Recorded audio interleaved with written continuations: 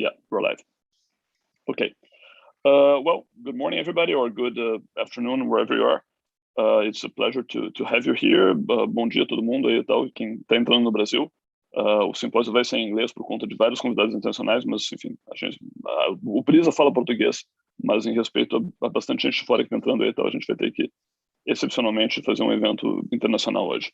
So we're very pleased to welcome you here. I'm representing the BRISA group, which is a much larger collaboration than myself today. Just in opening the event, I'll say a few words about who we are and what we're planning to do in Brazil, and later pass the word on to our very honored guests who'll be speaking about the importance of systematic reviews in various aspects.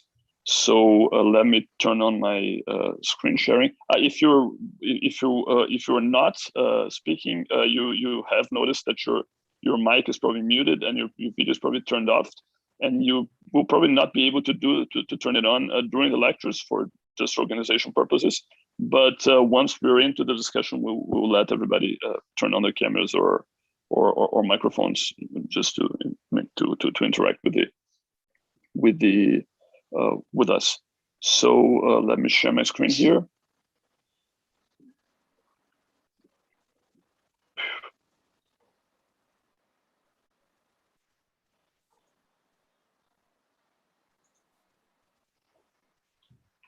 Can you see my slides? Okay. Yes. So, well, once again, welcome everybody. I'm Olavo Amaral. I'm not exactly the one who leads this thing, but I'm doing the opening. That said, Gabriel might have introduced me wrong. I mean, this whole thing was definitely not my idea, but it kind of like happened because of something that I organized. So I coordinate the Brazilian Reproducibility Initiative, which is perhaps BRISA's mother project in some ways. It's not a systematic review project. It's a systematic replication of experiments in Brazilian biomedical science. We're reproducing 60 experiments from 20 years of Brazilian life sciences articles using some common methods. In a lot of labs in the country, you have around 58 labs at the moment. That's more than 150 researchers all over Brazil. That's not what we're here, so I want to talk more about the project. But like one thing we have realized is that this is a huge asset, right? I mean, it's very hard to connect so many people, and we've been perennially asking what else should we be doing with the network, right? And I think would like to. I mean, it's a simple project in terms of like a systematic replication of a few experiments, but we'd definitely like to become something larger. We use our network to foster other network projects. And at some point, it happened that we're in the middle of a pandemic last year, and pretty much every lab in the initiative have closed down. Not every lab, but like 86% of them. That's the spy graph in Portuguese. And at some point, we were asking, like, okay, what else could we be doing since like everybody's stuck at the moment? And somebody said, and I confess I did not know who had this idea, but like somebody said, like, why don't we get together to do systematic reviews? Would be interested in this. If you're there, just like name yourself afterwards. But like I don't really remember who said this, but like it was somebody's idea within the initiative. Sounded like a decent idea. We set up a meeting. Okay, let's bring people who are interested. Let's do a first meeting. I think some 25 people showed up at the moment, and they're all interested in the subject, and especially because, like, again, a lot of them were not able to do experiments at the time. That said, very few of them had actual experience with systematic reviews, apart from me and Clarissa and Roberto, like maybe 4 or 5 people. But most of the people were experimental researchers who were interested in knowing more about systematic reviews and meta-analysis, but had no particular experience with the theme. We figured that was not bad, actually. I think we actually felt it was much more interested to have people who have experience in the trenches, to have like actual experimental researchers who have good research questions, have experience in their fields, bring them in and let them come up with the questions. I think this interaction is actually quite healthy. That said, we had to train people and had to like give some initial idea of like what can we do here.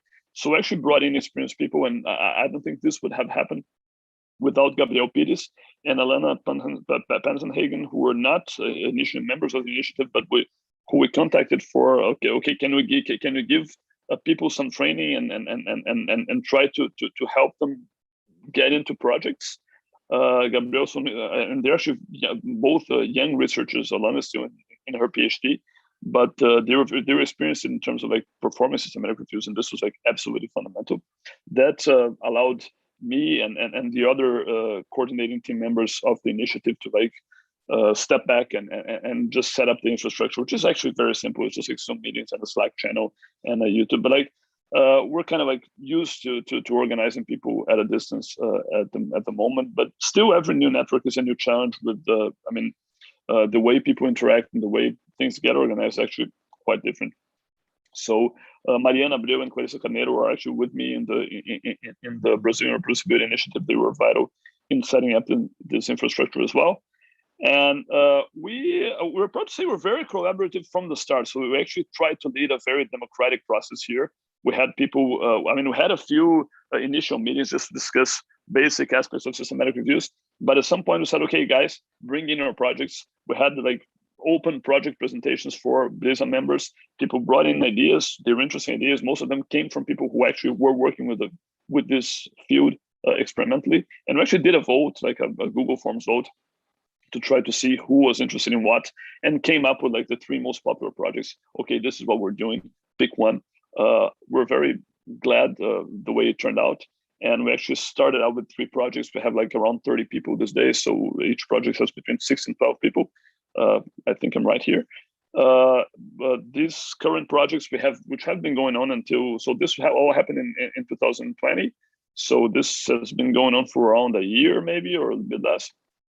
We have a scoping review of sleep deprivation and neurotransmitter systems in rodents. One very large review of behavioral manifestations in autism rodent models, which is meant to compare them. And this is a very, very, very ambitious project. And one project evaluating actually a cell line model of Alzheimer's disease. So methodological things that matter in A-beta toxicity in this cell line model, which is actually something we should move into. I think we have very little experience with systematic reviews in non-animal literature in cell lines and other models. These are all ongoing, so we're collecting data for all 3. I don't think any one of them will be ready until the end of the year. They should probably be finishing at some point next year. And that said, I think this project actually realized what our mission should be, because they were led in a very democratic kind of way. Like everybody's participating in every step pretty much. This is not very efficient. Like we have a lot of people doing the same test, and we have to like train them all. Sometimes they don't agree. So it could have been easier doing this with like a set of very experienced people with like better division of labor. That said, I think is a great learning experience to have everybody involved at every step of the process. And I think this has really led us to realize what our mission would be, which is actually train people. Like I think the training part for us is actually more important than the actual projects. And that, of course, that also made us realize we have to bring more people in. Otherwise, like the training mission will be over here and this might be working. And we're trying to work on that. So we're currently setting up a structured training program with the video lessons on different aspects of systematic reviews, with like practical sessions for people to actually have a formal training of a few months before actually joining the projects. And this should allow us to have annual calls from members of projects. We don't have a date yet, but we think we should be ready to launch this at some point like March or April of next year. Maybe have some more 20 or 30 people come in, some more 3 or 4 projects presented, and to try to make this a more perennial, ongoing thing, right? And again, I think if we do succeed in this, in becoming a perennial training ground for people who are interested in systematic reviews and who like hang out with the group for a while, we'd also like to be a hub for people to exchange projects, ideas, and expertise. I think crowdsourcing in science is vastly underdeveloped. We have a few projects. They're listed here, but I think we have much more to invest in. Some like, I have this good idea. I need this kind of expertise. Can we meet? Can we talk? Can we help each other? And I think a structured group within the country of people who are interested in systematic reviews can fill this gap as well. And I think this would be quite important. And of course, we like to keep collaborative. I think we have learned a lot in the process. I think I speak for everybody here. I think learning to collaborate remotely is an expertise that goes way beyond systematic reviews. I think a lot of people have gained this expertise for last year because, I mean, a lot of people started to work remotely, but still, there's a lot to learn, and there's little things that make a lot of difference. And I think organizing BRISA has been a very shared experience as well. We have a steering group of 4 people, who's me, Gabriel, Alan, and Marianne at the moment, but actually we have different people in working groups doing the communication stuff, the training program. So like we're trying to have we're a very bottom-up initiative in terms of organization as well. And this has been very pleasing to watch people develop and find their roles within the group, and would definitely like to stick to keep that way. This is it. So if you want to join BRISA, you have to, well, we can write us and see what we're doing, but at the moment we're pretty much waiting for this next call for projects and members who should happen early next year. I think around March or April will be the when we have like all the training programs set, but we don't have a date yet. That said, just as a side thing, if you're actually up for doing experiments and not systematic reviews, if you can do experiments using the MTT assay or RT-PCR or the elevated plasmase in rodents or cell lines, the Brazilian Reproducible Initiative, our mother project, actually has an open call for participants to fill in some gaps that were left by the pandemic until the end of the month. So if you actually are interested in doing or capable of doing some experiments, like 3 or 4 reasonably simple experiments with those methods until the middle of next year, please go to our website here, find a recruitment form, see what we need, and if you can join, this would be awesome. So, but this is apart from BRISA, but I think it might be an opportunity for some people as well. And this is it, really. I've skipped the whole part of like why systematic reviews are important, why we decided to do this, but I think this is actually what our guests are here for. So I'd like to pass on the word to them. Is Mariana or Alana presenting the first session? Alana. Yeah, so I'll pass it on to Alana, and she'll introduce Kathleen and Malcolm, I think, or Maro and Malcolm. Don't remember the order, but yeah, you know that. Of course. Thank you. Okay, so good morning, everyone, or good afternoon. I'll be your chair for the first session that we have called Stakeholders in Preclinical Systematic Reviews. And I would just like to tell you before that, you can send your questions in through the chat at any point during the lectures. After the talks, we're going to have a 20 minutes discussion. So you'll also be able to open your microphones if that's okay for you. And if you're not comfortable in writing or asking questions in English, you can also send them in Portuguese through the chat, or to me directly, or to everyone, and we're going to translate that for you. So passing on to our first speaker, I'd like to introduce you Professor Maro Risquez-Hoytenka. Since 2005, she's a professor in laboratory animal science at the Cerebral University Medical Center.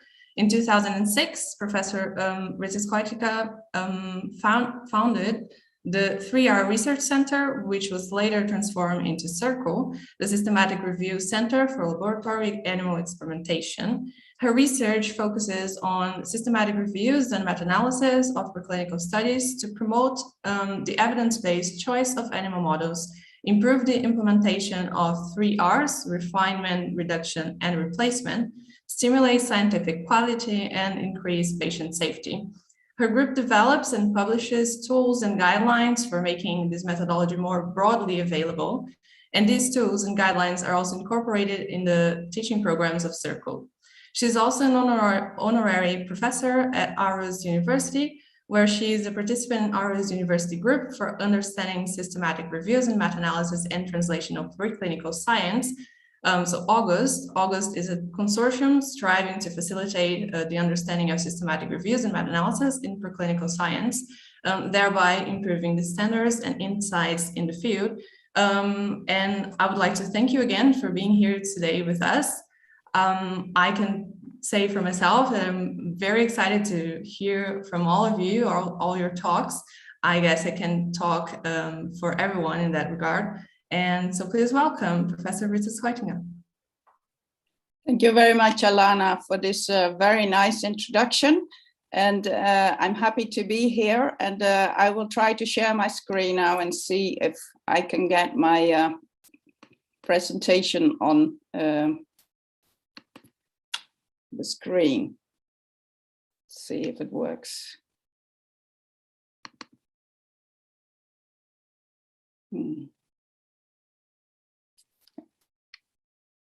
I hope it comes. It says it's opening. Yes. Can you all see my screen? Yes, perfect. Perfectly. Okay, great. Well, thank you very much for inviting me here to talk about the impact of preclinical systematic reviews on research and researchers. As Alana already introduced me very well, I can skip this first slide, except for mentioning that my professorship changed to evidence-based laboratory animal science due to our focus on preclinical systematic reviews. And I have put the word animal in between brackets now because I'm moving more and more towards non-animal methods and animal-free innovations and human relevant science, as systematic reviews provide us with a lot of evidence on the low translatability of animal studies. So there is a huge political movement in the Netherlands and the EU ongoing towards promoting more human relevant science. First of all, congratulations to this big event. I've put the picture of Gabriel Nathan Pires here because we know each other for many years. I understand that Alana is also one of the initiative persons now, so real warm congratulations for this initiative. And I remember that Gabriel contacted us a long time ago. He found us on internet and he said, I want to come to you and visit you and learn about preclinical systematic reviews. So Gabriel and his girlfriend and now wife visited us and we had very good time together and we kept into contact throughout the years. And this has grown into a very stimulating collaboration. So a few words about who I am, why as a veterinarian I ended up working in this field of laboratory animal science, because as a vet you always get the question, how on earth can you work with laboratory animals when you're supposed to cure animals? So this happened at vet school when I wrote a literature review on atherosclerosis in the rat. And that made very clear to me that there is a lot of potential for improvement in science. So I always say my mission is to achieve better science and better welfare and better translations simultaneously and avoiding unnecessary animal studies. So the 3 R's have been central in my career, and I later discovered the value of preclinical systematic reviews also towards the implementation of the 3 R's. So as I stated, my laboratory animal science professorship changed into evidence-based laboratory animal science. And you can see the full presentation if you want on this link. And it is with English subtitles, so you can all follow what I'm saying. So having the Circle group and Circle ambassadors, I also met people in Denmark that became Circle ambassadors. I worked in Denmark for 10 years, and after returning to the Netherlands, I came into touch with Birgitte Kausholt, who's a Circle ambassador and a veterinarian, and also the head of the animal unit in Aarhus. And the funny thing happened that through our contacts with Camerades and Malcolm, we found out that Gregers Wegener, a professor in translational neuroscience, is also based in Aarhus.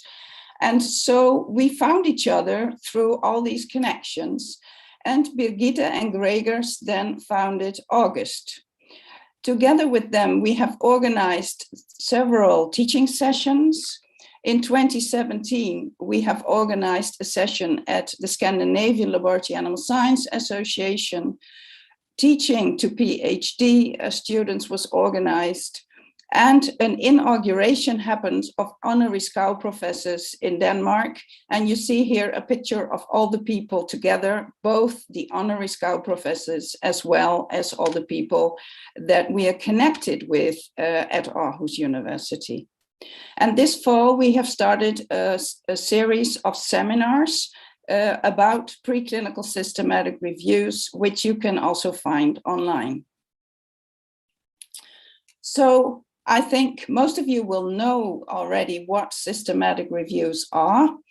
There are steps to take in this methodology. They are there in the figure, and these steps are derived from the methodology from systematic reviews from the clinic.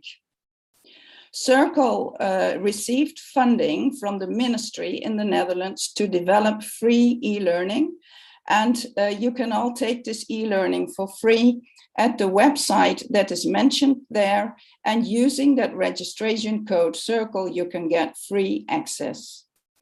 In 2020, we have registered that there have been over 4,000 participants from 65 countries that already took this e-learning.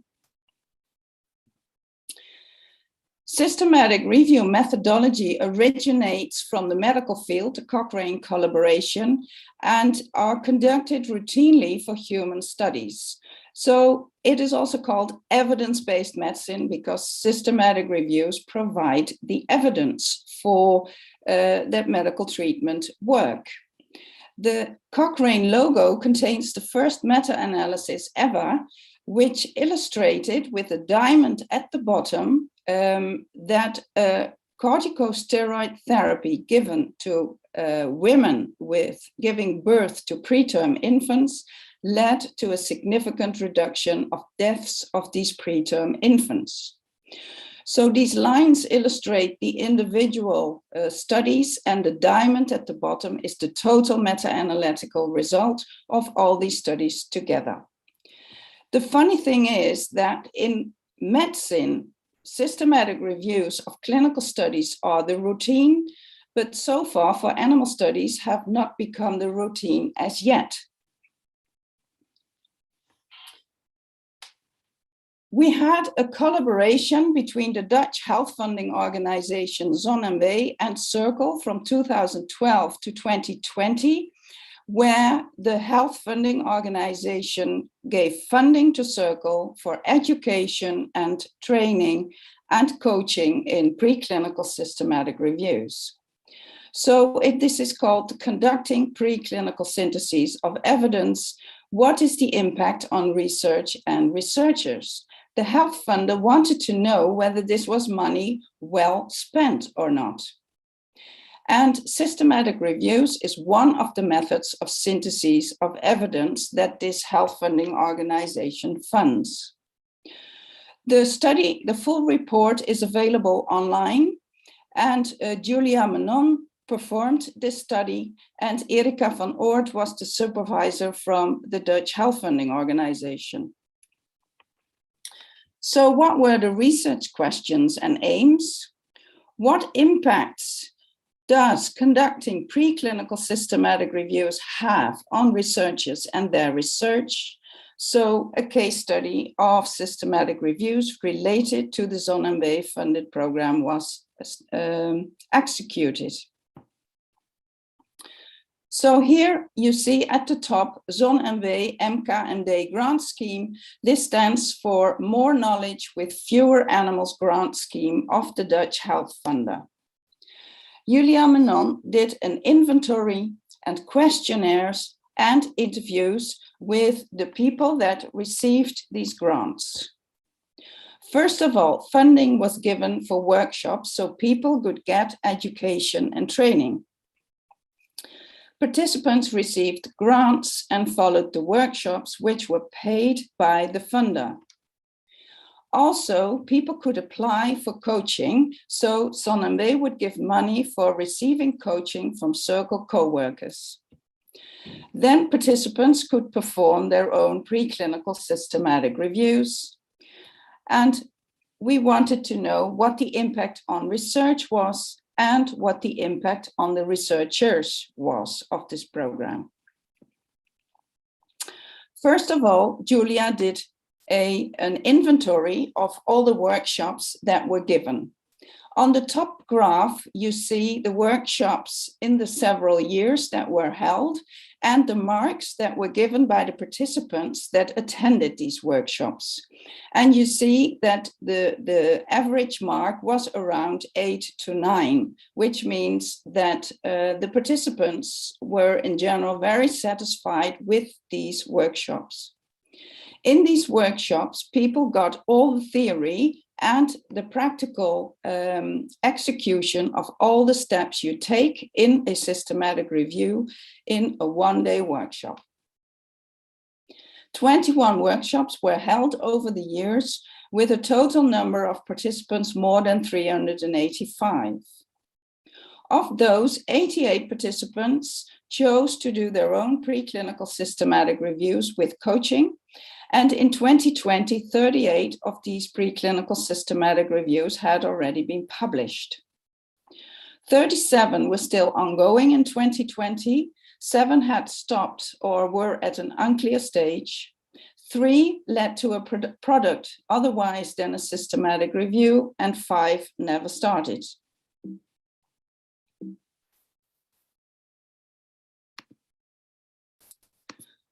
So going back to the study, again, the grant scheme gave funding for workshops and coaching. So participants followed workshops and could choose to perform their own preclinical systematic reviews. Then, what was the impact on researchers? The conduct of systematic reviews made participants gain skills, insights, and realize some aspects of research already. Participants gave the following information. They were confronted with badly conducted reported studies. They changed their opinion regarding the animal research overall quality. They indicated they learned new skills and understood the value of systematic reviews and gained insights on their field, so identified data gaps, bringing new knowledge and confirming or refuting theories. And last but not least, they realized the impact of research on the animals and also indicated they realized their own past mistakes and wanted to do it better in future. As in Cochrane, they say, once somebody has done a systematic review, they will do all future research better. Then what was the impact on research? It appeared that the conduct of preclinical systematic reviews seemed to impact research at 3 levels. First of all, the impact at the lab team level. Secondly, at their scientific field level. And thirdly, the impact at a science community level. When going back to the lab team level, people indicated they wanted to change the planning, the conduct, and reporting of experiments, and also improve knowledge transfer within their own teams. At the field level, people gave back that it brought new insights. Doing systematic reviews inspired to doing new systematic reviews as well as primary studies. And people said they were writing opinion papers to advocate for change. Then at the science community level, people said that it would be wise to make systematic reviews a requirement for ethical applications as well as funder applications, and indicated there was a need for increased training and education. So here are some positive quotes from the interviews that Julia held. As there is a lot of preclinical information published, we strongly believe that systematic review is an excellent tool to better use this information without using extra animals. We now experience ourselves that the conclusions that are revealed from such a review meta-analysis can really help further research, and in our case, explain divergent results in animal studies. because it helps you generate a starting point for your research questions. Instantly, you are aware of all relevant information on the subject. You avoid performing a study that has already been performed. And then last but not least, somebody said it's interesting, it's fun, it improves research and helps the 3 R's. And that is also my experience, that it leads to immediate 3R implementation, for example, by avoiding unnecessary duplication of animal studies. Also, people that were interviewed gave back that they sometimes had decided on the basis of the systematic review to not do any further animal studies, but go straight into clinical trials. Fortunately, 2 days ago, we heard that the publication of this impact study was accepted by PLOS ONE, so we're very happy. And you can find it on PubMed soon, I hope, with this title and with these 4 authors. Because preclinical systematic reviews are not yet part of our field of research, despite the fact that we use animal studies for making a judgment about whether new treatments are suitable for humans or not, I came into contact with the Ensuring Value in Research Funder Forum, as I kept asking myself, how could we improve the current situation? And by attaining the meetings of the Research Funder Forum and discussing preclinical field, we have now established a preclinical working group where I'm co-chairing this working group together with Bas de Waard from the Dutch health funding organization ZonMW. I'm sorry to interrupt. You have still 5 minutes. Okay, thanks. That should be enough. The Funder Forum was initially founded by ZonMW in the Netherlands, the NIHR in the UK, and PCORI in the US. The Funder Forum has formulated 10 guiding principles for health funding, which they are implementing for funding clinical health research. Principle 2 is on systematic reviews and reads as follows. Research should only be funded if set in the context of 1 or more existing systematic reviews of what is already known or an otherwise robust demonstration of a research gap. We are currently preparing a survey among funders to figure out what actions they're already taken towards preclinical quality of research, what their experiences are, and then discussing it in the broader forum if all these measures can be harmonized more among the global funder community. Because I'm a laboratory animal scientist and have spoken often to people in the public about animals, I think we need to explain to the society as well what we're doing in science. Science is part of society, and I've published a popular article in Research Outreach with the title, Can Animal-Free Research Be the Future of Medical Science? With a question mark. I want to cite this on systematic reviews to give it to you and think about. Polarization surrounding the pros and cons of animal testing for medical science can be solved by analyzing the scientific evidence through the undertaking of systematic reviews. I've experienced a lot of polarization, which is still ongoing, with on the one hand, we have people defending the usefulness of animal models for human health. On the other side, people opposing to using animals because of the intrinsic value of the animals in themselves and a lot of other ethical reasons.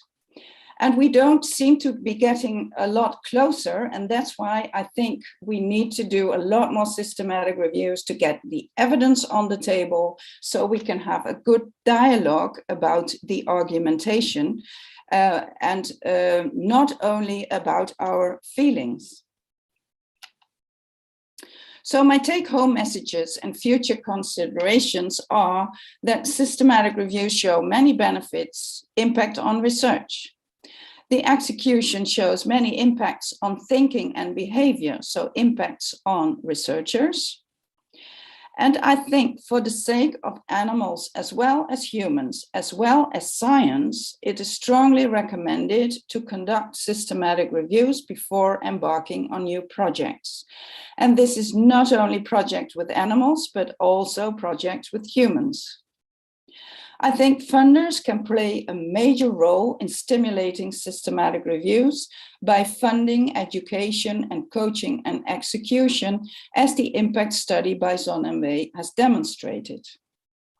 And I think the future promise is that systematic reviews can also help to detect and validate replacement alternatives, which is a big ongoing debate at this very moment in politics in Europe.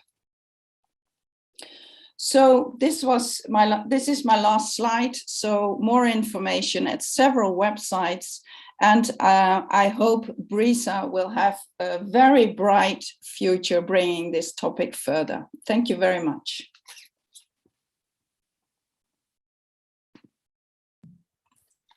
Thank you very much for your presentation. Very enlightening as always. Please, if you have any questions, you can send them in the chat. We're going to go further to our next talk. So I'd like to introduce you to Professor Malcolm Mcleod. He is a neurology professor and translational neuroscience professor at the Center for Clinical Brain Sciences at the University of Edinburgh. In 2004, he founded with Howells the collaborative approach to meta-analysis and review of animal data from experimental studies, cameras. And this approach has proved fruitful both in highlighting problems with in vivo research and in providing evidence for clinical trial design. He was an author in the Lancet series on increasing value and reducing waste in biomedical research, and current work focuses on developing and evaluating strategies for research improvement. He is a member of the UK Commission for Human Medicines and chairs the Neurology, Pain and Psychiatry Expert Advisory Group. He serves on the UK Reproducibility Network Steering Committee and is academic coordinator of the European Quality and Preclinical Data Innovative Medicines Initiative project. As the university's academic lead for research improvement and research integrity, he is co-chair of the Research Ethics and Integrity Review Group and led the 2020 University of Edinburgh Research Culture Survey. So again, you're very welcome, and it's a pleasure to have you here today. And we all look very forward to your lecture. Please welcome Professor Malcolm Mcleod. Well, thank you very much, Alana, and thank you all for the kind invitation. I should say before I start that my slides are available in the Open Science Framework, and I responded to one of Olamo's tweets earlier on today, so you've got the link to that. And I really want to extend and build on what Mirel's been discussing with you, and how at least my journey through systematic reviews of preclinical data, not just animal data, have been very informative for research improvement. Let me just see. So you've heard about my disclosures. We've got lots of problems in science. This is a road sign, because we've got problems in our society as well. And one of them is that we've got this almost fetishistic belief in Scotland that we need to write everything in dead languages as well as living languages. So this road sign, this is actually a Welsh equivalent. This says no entry for heavy goods vehicles, residential site only, and underneath it says the same thing in Welsh, except actually what it says in Welsh is, I am not in the office at the moment, send any work to be translated. And so this translational road signist, if you like, has not understood their data processing workflow. They've got the data stream, they've sent it off to get analysed, and they've just believed what comes out of the end, rather like an undergraduate who goes to the library and picks up a manuscript, a scientific journal article, reads it and believes what's in it without actually working out what led up to it and the processes that led to it. And I could just stop there really, because that's the heart of the problem. This is an experiment in my own field. This is focal cerebral ischemia, animal models for the human condition of stroke, where what happens is you occlude the middle cerebral artery on one side of the animal brain, and you expose some of the animals to a treatment and others not, and then you come back after 72 hours and measure the volume of brain that's been damaged. And then this experiment, they've been testing glutamate and arnica, and they find that half-dose, low-dose glutamate reduces infarct volume in the rat by about 15%, and full-dose, low-dose glutamate reduces it by about 40%. But when I tell you that half dose is 10 to the minus 120 molar and full dose is 10 to the minus 60 molar, then those of you who remember Avogadro's constant, 6 times 10 to the 23, will appreciate that there isn't any glutamate or arnica in either of these conditions.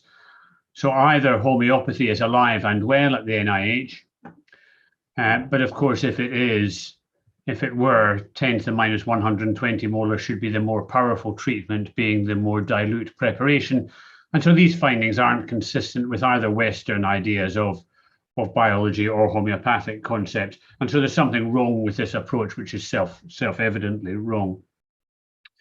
So we were interested in how you might develop drugs for stroke from these kinds of animal models. And we wanted to do studies where we didn't have to worry about the safety of the drug because the drug was already known to be safe.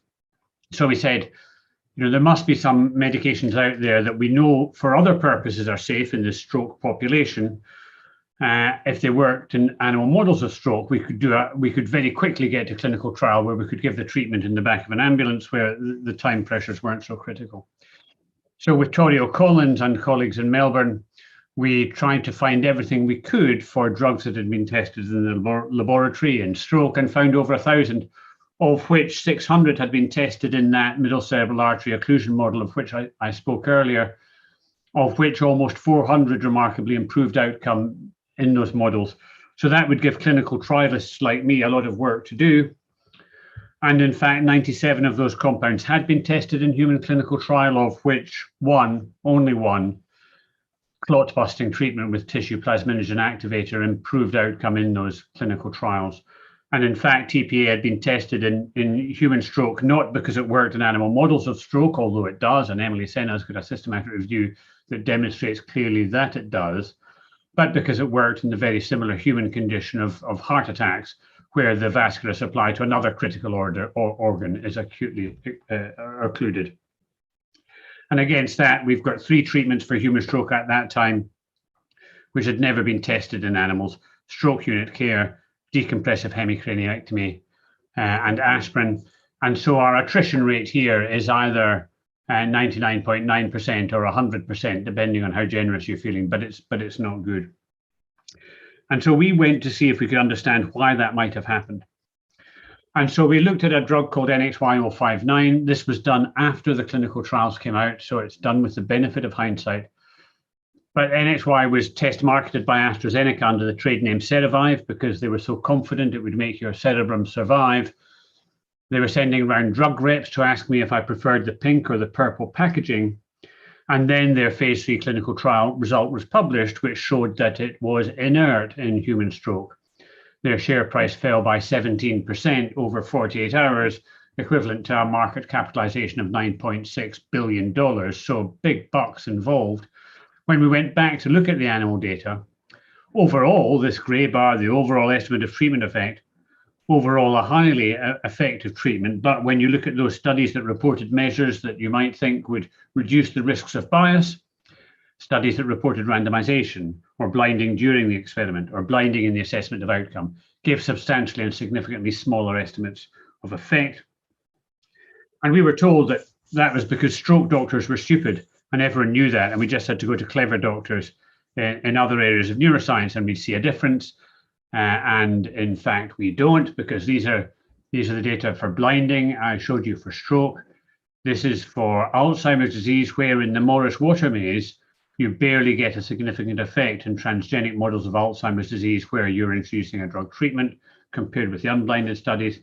Similarly, in the experimental allergic encephalomyelitis model of multiple sclerosis. Similarly, in the 6-hydroxydopamine unilateral striatal lesioning model of Parkinson's disease, which when I was young, I was told was a bioassay. Well, it's a bioassay that only really works if you know the treatment group allocation. So is that a surprise? Well, no, unfortunately. This is Robert Rosenthal from 1963. He taught a course in graduate psychology and was interested in the students doing an experiment at the end of the semester.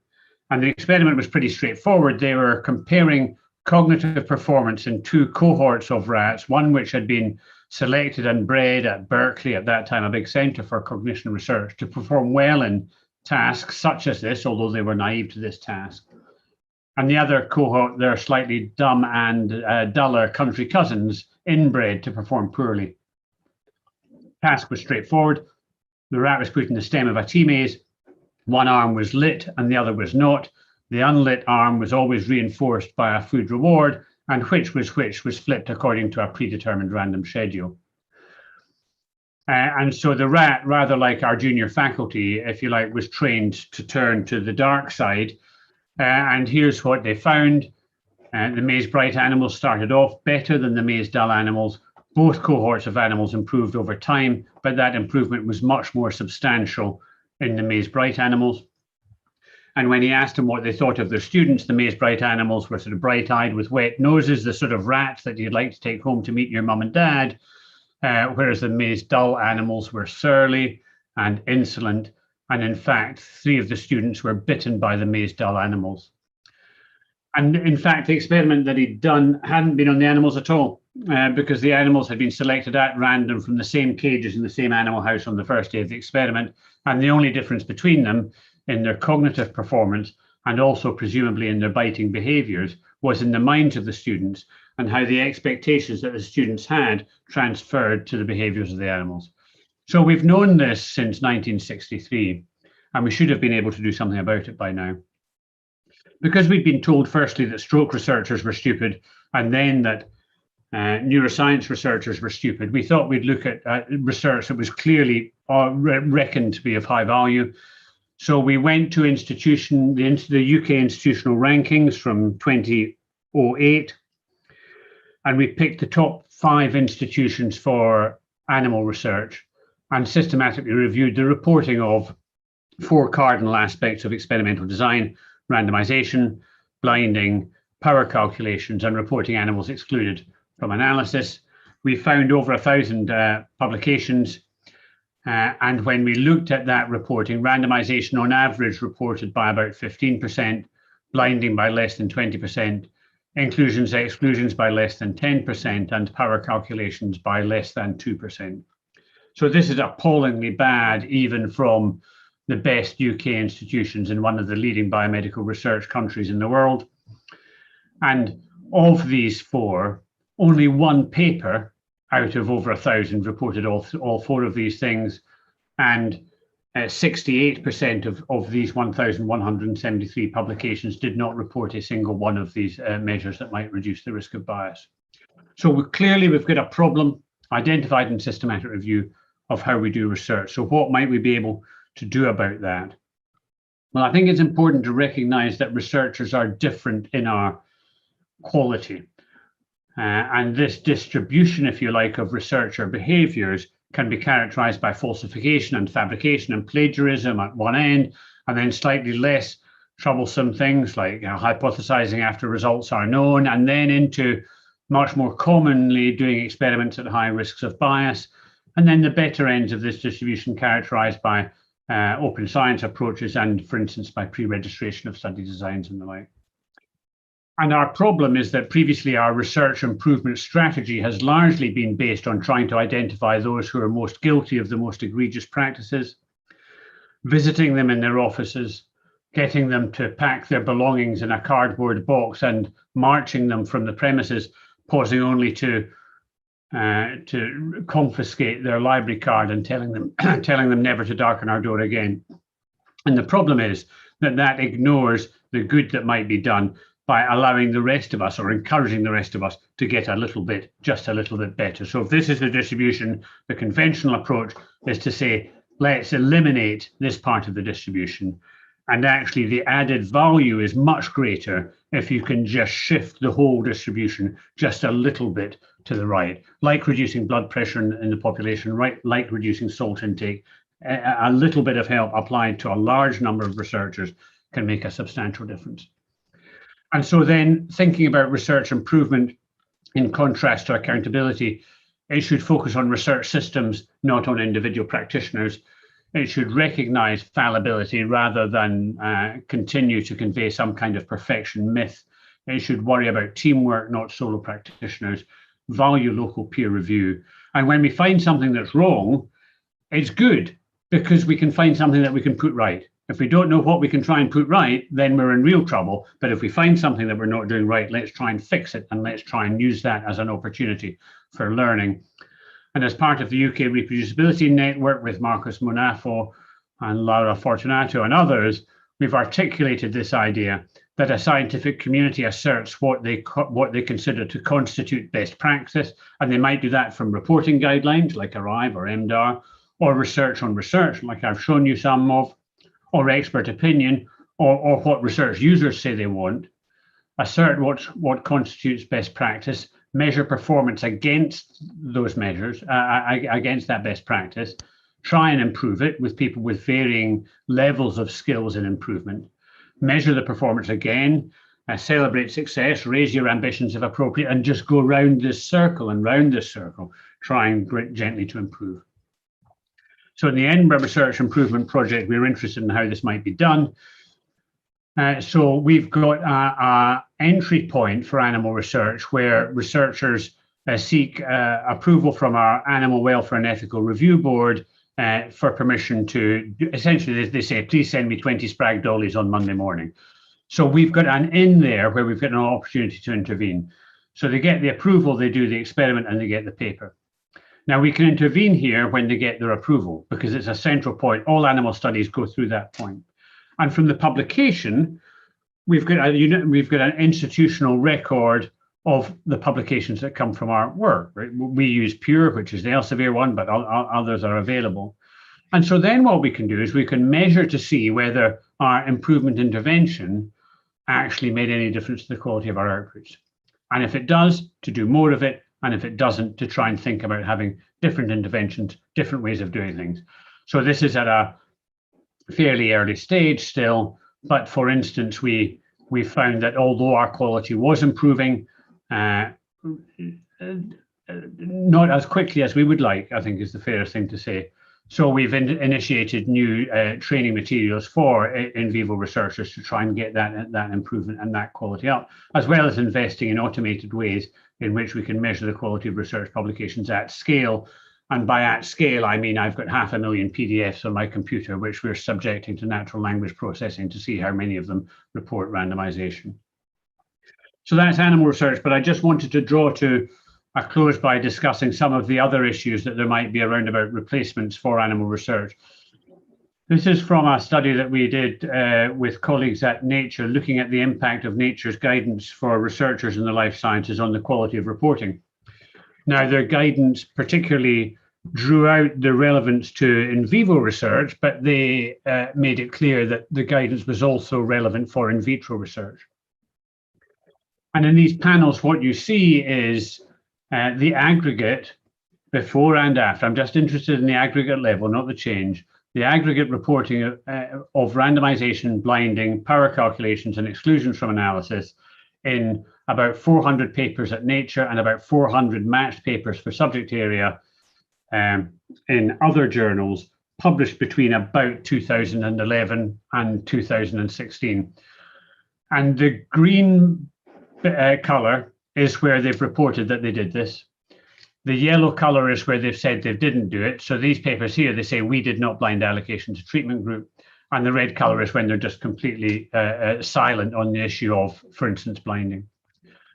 And the top bar of each pair is in vivo research and the bottom bar is in vitro research. And I'm not going to go through the numbers in detail, but you can see that for every single one of these measures of reporting quality, in vitro research is much, much worse than in vivo research. And so the idea that we can suddenly, with one bound, jump to replacing animal research with cell culture and non-animal alternatives without fixing this problem first is, I think, would be a mistake. And just to show you an example of that, with Timo Sander and Ulf Kallat and colleagues in Germany, we've just completed a systematic review of in vitro research. This is looking at publications describing the effect of temozolomide in a particular glioma cell line, the U87, the Uppsala 87 cell line. Interestingly, one of the cell lines where cell authentication has been identified as a problem, in that the line held by ATCC isn't the same line that was originally described, although it still seems to be a glioma cell line. So we looked at these U87 cells subjected to temozolomide treatment with cell viability measured by colorimetric assays or by cell counting, and experiments using DMEM as the culture medium, because that's the one that's recommended by ATCC in how to grow these cells. Use DMEM rather than any other culture medium reference there. And just looking at the risks of bias. You have 5 more minutes. Yeah, I'm not going to take that long. In the reporting quality, randomization out of 137 papers reported by not one, blinding by not one, power calculation by not one, study protocol available by not one, clear calculation for cell viability averages and error values by about a third, clear number of independent experiments and replications per experiment critical to know by about 2/3.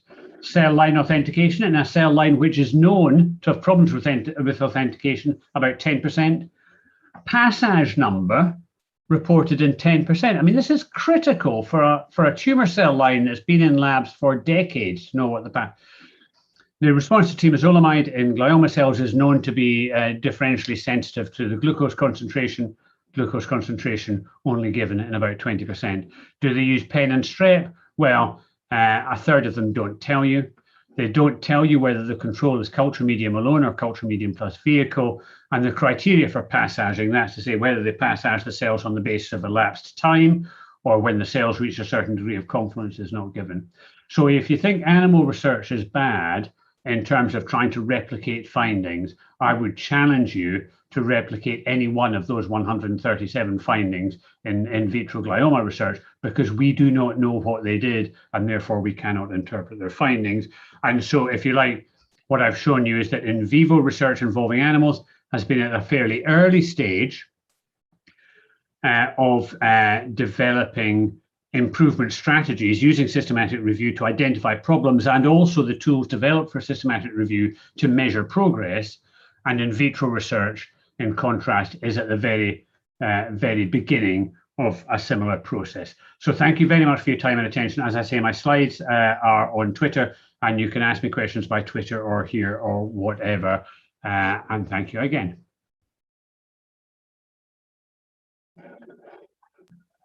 Thank you for the brilliant talk. So I guess we can move on to the Q&A session. And I saw some questions were actually already answered by Professor Maro. And we have 2 questions here, actually from Kathleen. Would you like to make a question in a... I can unmute myself and ask in real life. So thank you, Malcolm, again, an excellent presentation. I'm very much looking forward to the new results that are coming out. For your automated analyses that you were describing on the randomization, can you distinguish with automated analyses between properly randomized, supposedly randomized, and explicitly not randomized, and how?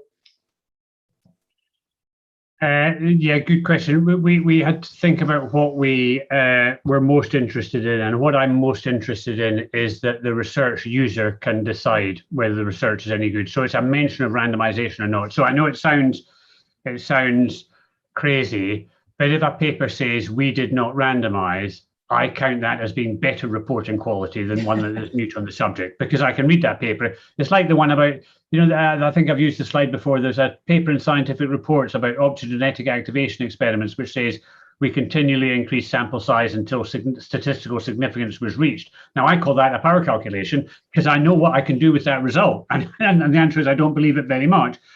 And then how we do it, we use an approach that's pretty similar to SciCrunch, SciScore, but we've got natural language processing tools, and the precise algorithms used depend on the risks of bias, interestingly, that for some convolutional neural network, or actually it's a recurrent neural network with a long short-term memory module, seems to work best. And for others, BERT approaches with document chunking and pooling works best for other risks of bias. And importantly, you can, if you've got 1,000, our simulation studies suggest, if you've got 1,000 papers in the cohort, you can tell the reporting of randomization or blinding to within about 3%, with 100 papers to within about 6 or 7 or 8%, with 50 papers only to within about 15%. So it's really useful for looking at the output of an institution or a funder or looking over time, but it's not at all useful yet for being able to look at individual research outputs.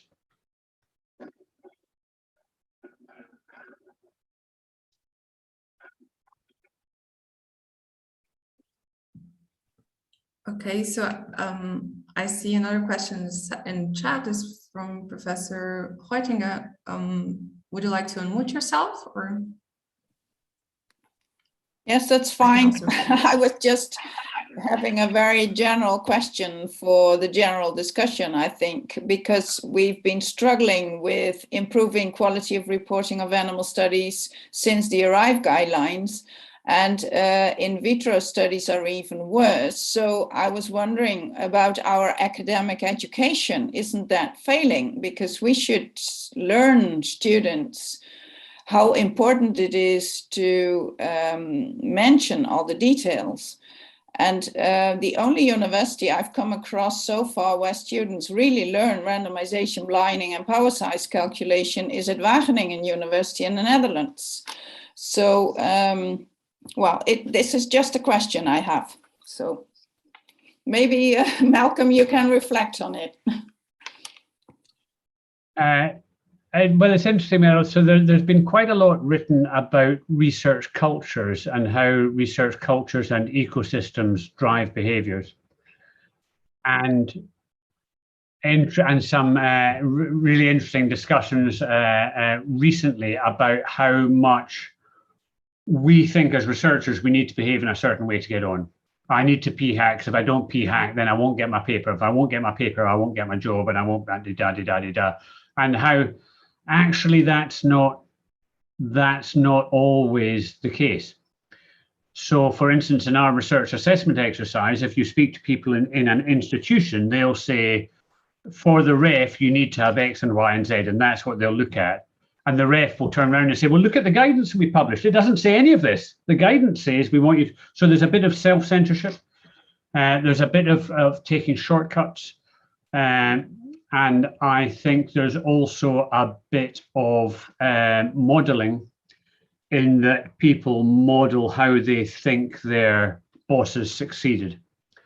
And if I'm going to succeed, I'm going to have to do the same thing. And I don't want to be left behind. So I'm just going to, and I think it's really quite difficult. But the way I think to fix it is to break it down into saying, we're not going to impose on you externally what we consider to represent good research in your field. We want you to decide. We want you to articulate and assert what you think makes for quality. And then we want you to show how your work meets that standard that you've set. And be public and transparent about what you do. Own it. I think that works. But I mean, it takes 5 lifetimes to work, but more likely than anything else. Yeah, I fully agree. Thanks. Can I have a question? Malcolm, yeah, you mentioned you mentioned the ethical review boards, IRBs, as a possible source of actually like getting improvement to work, because that's what all animal studies tend to go through in most countries. How do you measure their impact though? Because I mean, it's sometimes hard to trace what publications come from which. I don't think we even know if what is maybe there's like an earlier step, just like to know what goes to review boards actually ends up in the publication. But like the tracing is very poor here. And the other thing, do you think you can like actually have like an RCT of interventions, like they have different forms or different intervention strategies? Do you think that's viable in where you work? Yeah. So tracing which animals and which license leads to which publication is difficult. They've done it in Utrecht and got some interesting results about the proportion of animals that actually make it into a publication. We've done similar work in Edinburgh and found it, as you've said, difficult to map animal licenses to publications. I think that's important from an accountability point of view, apart from anything else. So we've just introduced a system on that pure database that I talked about, that when your work is registered as having a publication, then the investigator will tag that with the project license that the animals were under. So we'll be able to make that link directly. There is a problem about delay to seeing improvements. So in our institution, the delay between study initiation and publication is just over 1,000 days. And of those 1,000 days where we can measure it, about 200, 250 days is spent in peer review at journals. So we can shorten our research life cycles by about 25% by using preprint servers as well as conventional publications. So we're moving very strongly in that direction. Finally, about randomized trials of interventions, absolutely. I draw a distinction between, I've got this kind of grid in my mind about the costs and the benefits. And if you've got an intervention which is likely to be of high benefit and of trivial cost, like using preprint servers more, I don't think you need a randomized controlled trial. But what if you said, actually what we need is for everyone who is embarking on a project grant, 3-year project grant, what they need is probably about 5 to 10 hours of statistical and methodological mentoring and support. That's going to be quite expensive. So you could do a randomized control of that, a randomized controlled trial of that. And in fact, we've on several occasions in the past sought funding for a randomized controlled trial addressing just that question, but funders to date have been reluctant to take that on. Now, quite how you would do it, and quite the ethics of some people not getting the methodological support is a little difficult, and whether you would do a cluster randomized trial across institutions or an individual participant randomized trial within an institution, I think all of that needs sorted out. But the idea that we've got a big problem, we're going to need the actions to address that problem. Some of them are going to be quite expensive, and we're going to need to have very good evidence of whether or not those interventions work to justify the costs involved. And that evidence only comes from an RCT.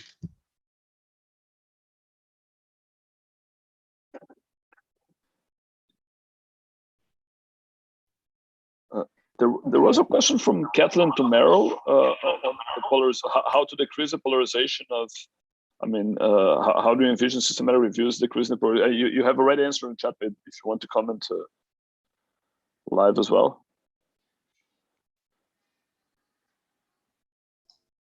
I don't know if Miro wants to say anything on that. Yeah, well, we can both say something on that, I think. But I already answered in the chat that systematic reviews can provide us evidence what works and does not work. And so that gives us a good basis for continuing dialogue on what animal studies are useful and which are not. And I think that's very important in this entire discussion as well on promoting non-animal methods and more human relevant science. So, Kathy, do you want to comment on that? I only would like to add, of course, I fully agree with you. I think that in defining what works and what doesn't work, we can still make some improvements. So we may look at the data of what works and what doesn't work more quantitatively compared to most currently published work, which has mechanistic qualitative evaluations. And I think if we actually start counting how many studies have valuable contributions, it's going to be more informative to us. So that's the only thing I would like to add. Thank you, Merel. Yeah, thank you, Kathy.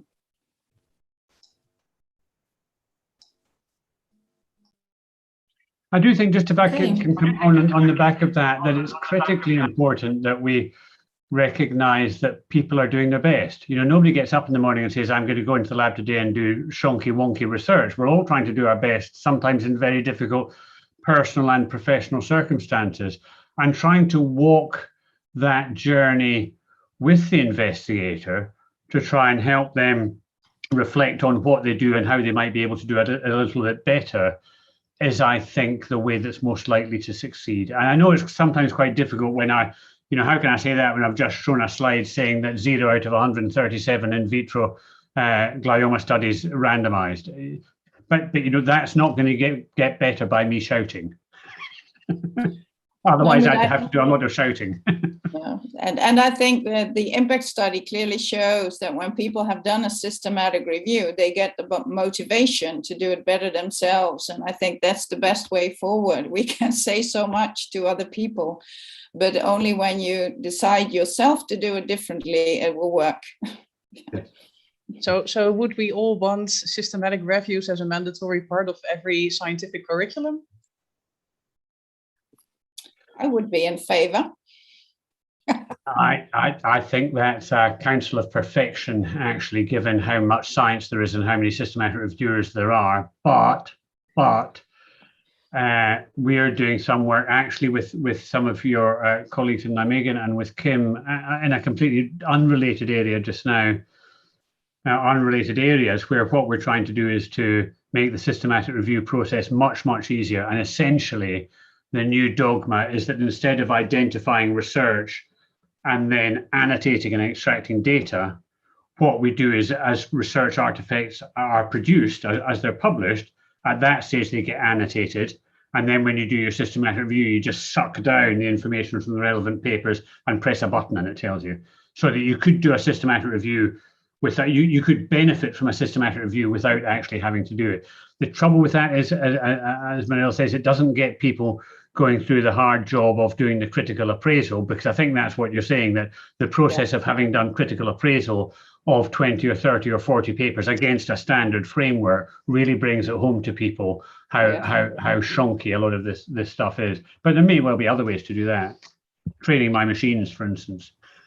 Yeah, that's true. And we did with students at the Radboud University a questionnaire at the campus across all faculties.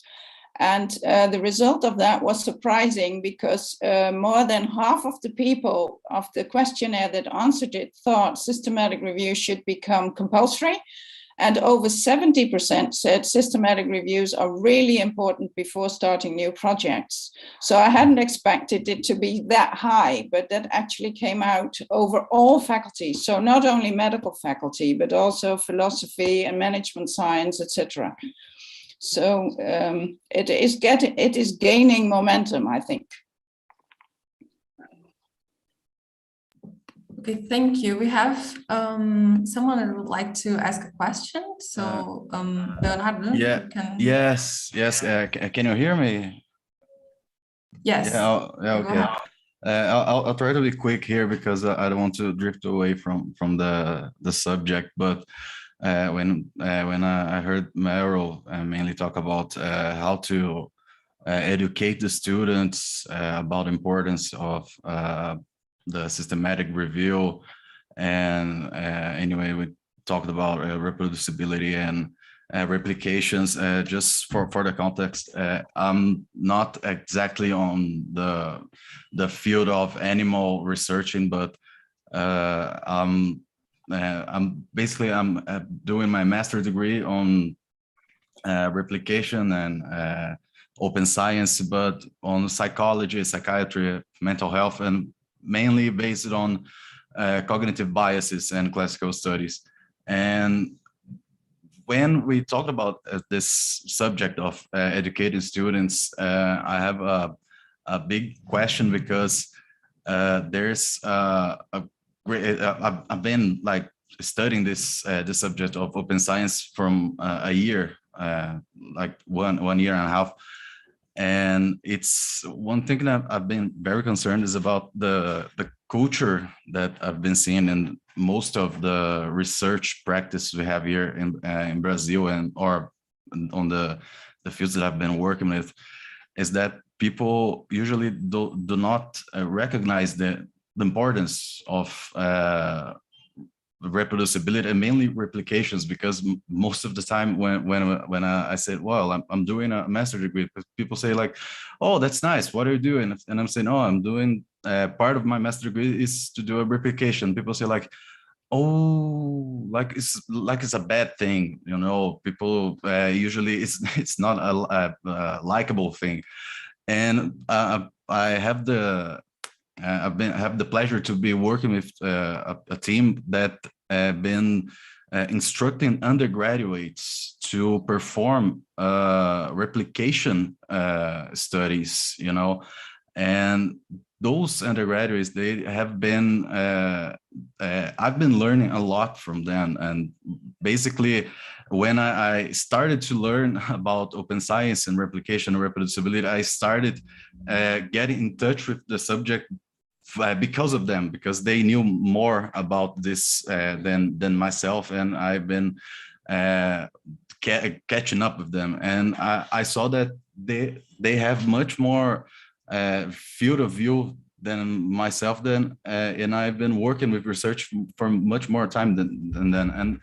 And that's one thing that I would like just to bring here, and just to hear your thoughts about it. That should we like put more effort to incentive those undergraduates, like to learn about the importance of replications and the importance of reproducibility and transparency, like from early on, like and if they want to like do some research to incentive them to perform like a replication research, like from oh, it's our first time doing some research, so let's begin with the replication research, just so you know the basics of what is important on methodology, on research methodology, on it's the basic principles of the importance of the science, you know, because these guys that are not they are not graduated yet, they know about it now, you know. And the things that I am learning now, they already know, and I sense that there is going to be from a few years, I don't know, like a change of culture. I mean, I hope so. No? Yeah. So, not sure who can take the question. Sorry? No, just not sure who's answering, but yeah, Malcolm is. Yes, yes, it's a good question, because I don't know. Initially, it was from Malcolm, but if anyone wants, it's just a thought that I want to bring in. If anyone wants to comment about it, if we should incentive the undergraduates on this topic, if anyone wants to comment about it. Well, I'm conscious of time, but 3 or 4 quick observations. The first is that while we don't teach people much about why they should do replication studies at undergraduate level, we don't actually teach them very much epistemology at all about how we know stuff. We teach them facts and we teach them techniques, but we don't teach them epistemology, how we know from this experiment that we can make this scientific claim. They learn that through apprenticeship when they go and do their projects. Yeah. Secondly, I think, but would it be better to do it? Yes.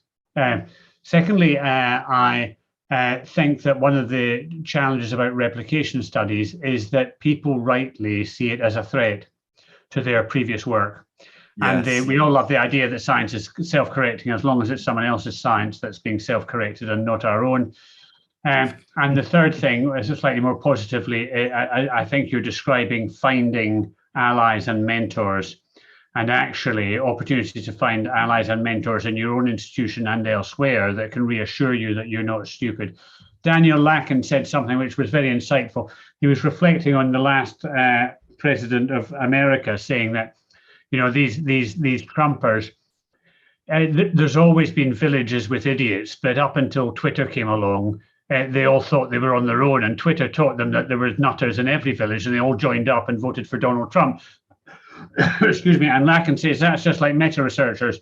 There always used to be one at the corner of the lab who would just worry a little bit about technique and what was happening, but they just thought they were the only one, so they shut up. And now we all know each other, so we're brave. So find other people who think like you.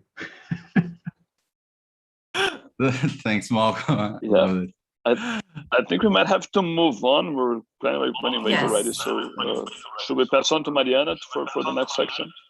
Thanks. Yeah, thank you for the discussion. Again, you'll all be muted for a while, and then we'll have another session of discussion after the next two talks. So Mariana, please.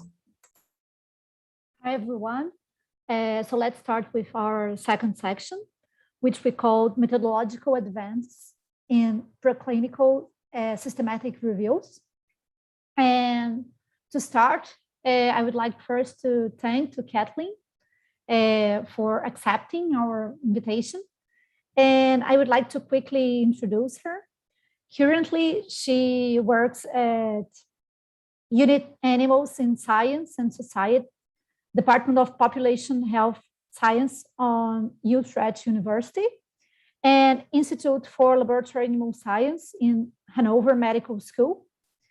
She's a translational scientist with knowledge and interests in scientific communication, statistics, methodology, and teaching, with experience that compromise primary and meta research with animals and human subjects in academia and industry in Netherlands, Belgium, Finland, Germany, and New Zealand. And her current focus is in improving the quality and translational value of animal studies by systematic literature reviews and meta-analysis. So thank you very much, Kathleen.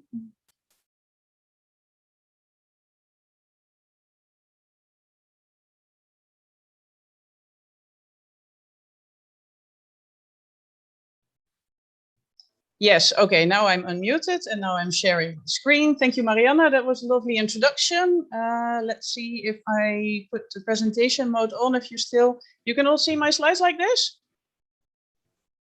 Yes, perfect. Yes, perfect. So then we can start.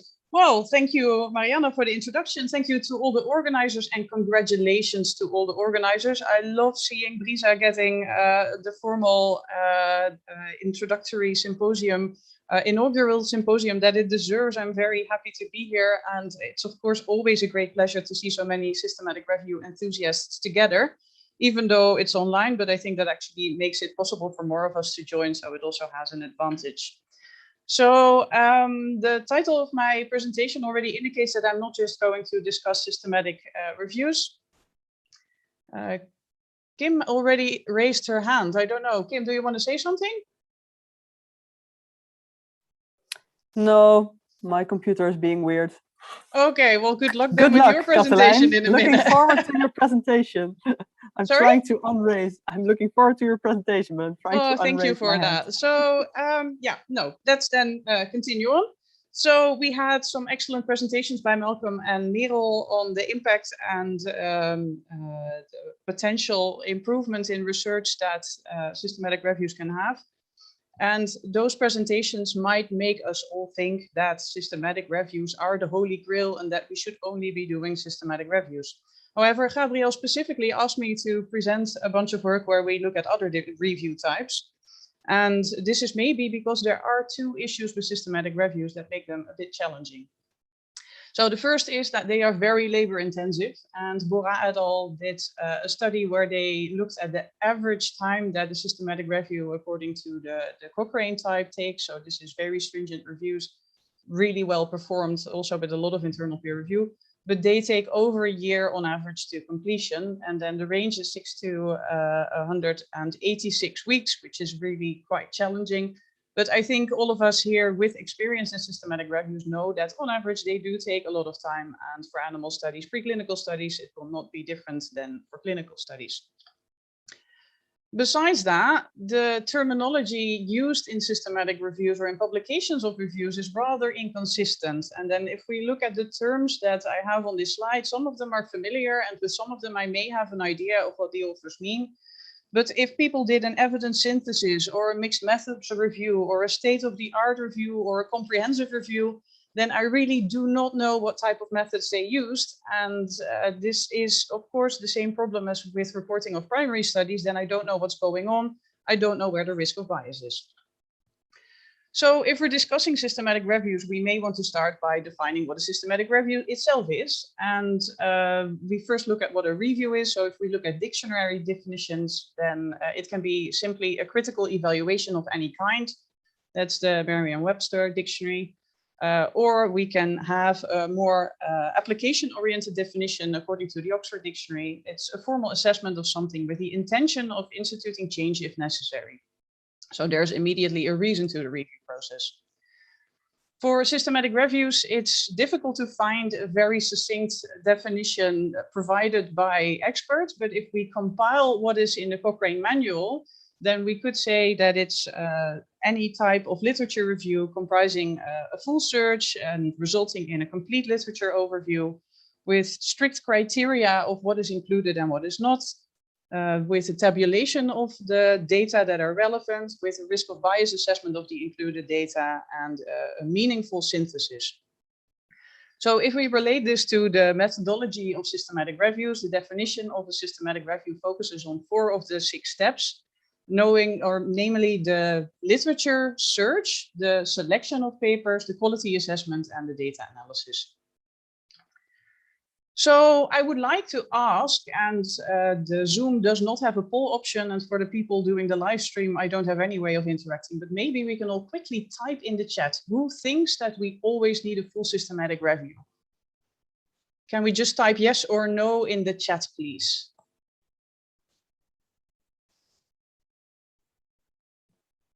Okay, we have a no, we have a not always, no, no, no, no. Oh, I have a lot of people that agree with me here. So this is actually a pleasure. I'm happy to see this.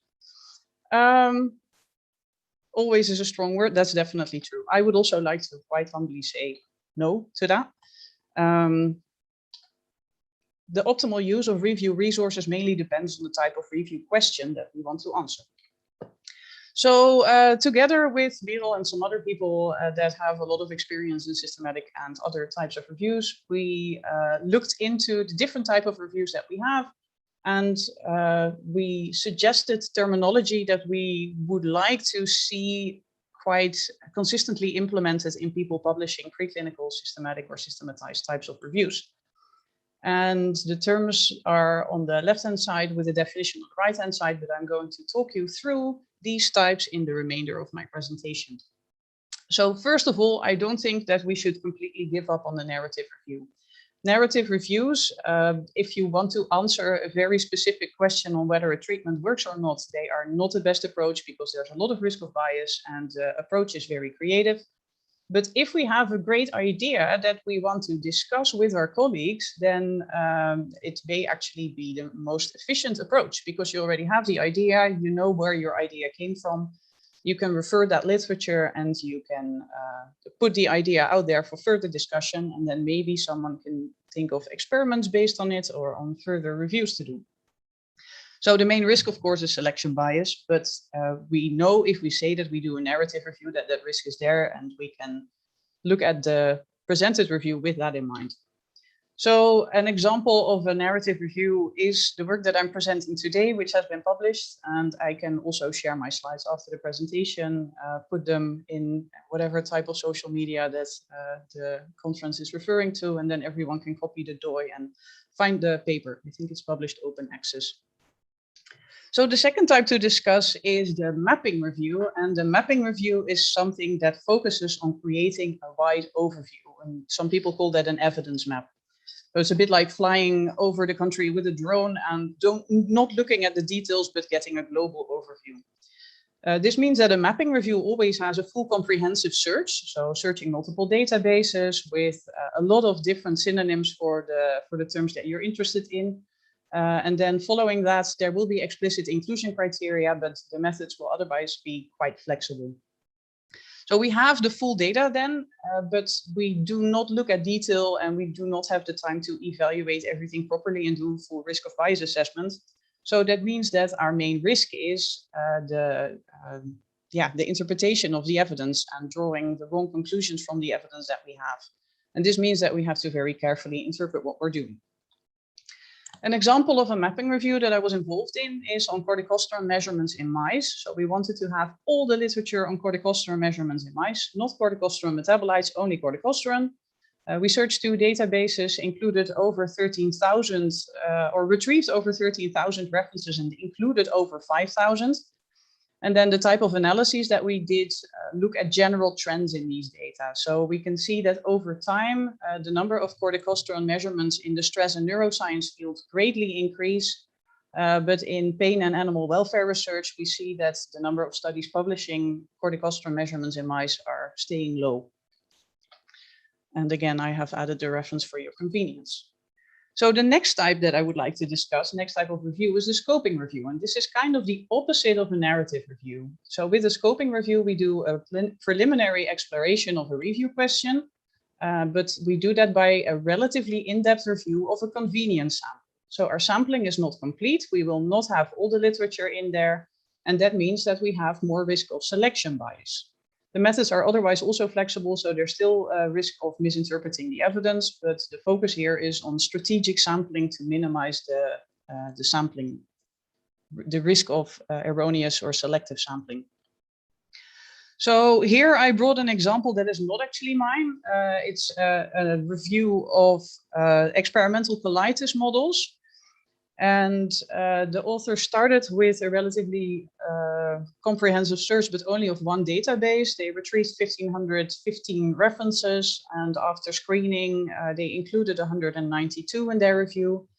And this is a fairly comprehensive, complete scoping review, where also a meta-analysis of the effects of aminosalicylic acids on these models was included, combined with a risk of bias assessment. And again, the reference for your convenience. And then we have the next type of review, a rapid review, which is mainly a bit of a subtype of the scoping review. It's somewhat similar, but it's focused on speed. So if you urgently need an answer and your resources are limited, then the rapid review would be the way to go. And this is also a strategy that's advocated by Cochrane. And you may think, okay, I understand why this can happen in clinical situations, but why on earth would we need a rapid review of preclinical data? Well, it can happen. So if there is a risk observed after human exposure and there are relatively few human data out there, then of course it makes sense to do a rapid review of the preclinical data. The rapid review uses the full systematic review methodology, but it has a lot of flexible shortcuts in there. And that means that there is risk both on the sampling side and on the interpretation side. So the sampling should somehow be strategic and the interpretation should be relatively careful. An example that I brought is, again, not mine. I haven't done a rapid review myself, but this is on pesticide exposure and breast cancer. And this was actually initiated, this rapid review, after a prospective cohort study identified a decreased risk after high organic food consumption. So if organic food consumption can protect against breast cancer, then the organophosphate pesticides might actually increase the risk. And the authors wanted to know that with a lot of speed, so they did a rapid review.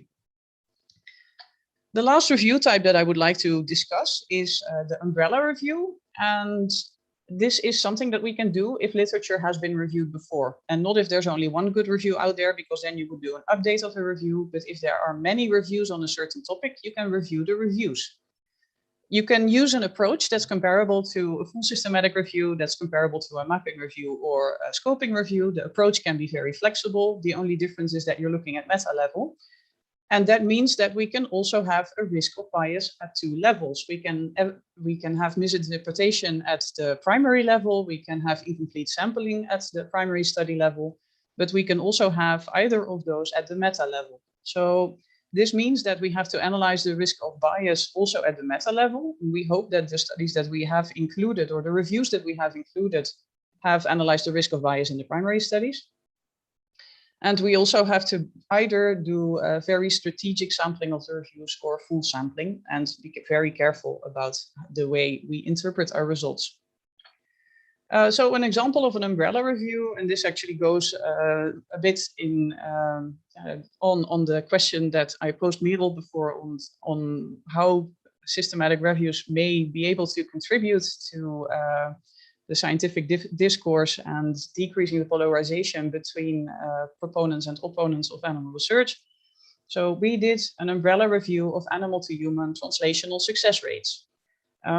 Doing a full search for translation is close to impossible, because translation itself, you will get languages that are translated, you will get mRNA to protein translation if you search for translation. So you will end up with a lot of irrelevant hits. And the same goes for many of the synonyms that would be relevant. So modeling, prediction, validity, those are all terms that can be relevant to translation and that will help you retrieve relevant papers. But if you include all of them, you will end up with nearly the entire PubMed database. So this is not viable for screening anymore. So we did the scoping review, and we started with a relatively simple search. And the search itself resulted in only 26 references included. But we also went through all the reference lists of the included studies, and we contacted our network and the first and last authors of all the included papers to retrieve more. And then we ended up with 121 references included in the final review. So in these data, we found reported translational success rates. On the x-axis, the translational success rate. 100% success is everything translates perfectly. 0% is nothing translates between animals and humans. And a count of the number of studies reporting this percentage. And you can see that the entire range of 0 to 100% is reported. So that means that our sampling is actually not that much of a risk here, because this range could not go any wider.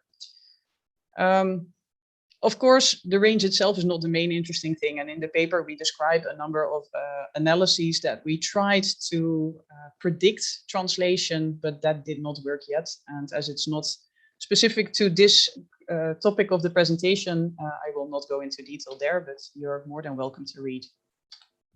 So to briefly recap my presentation, and I think I'm quite well in the time, but that's good because we needed to compensate a bit.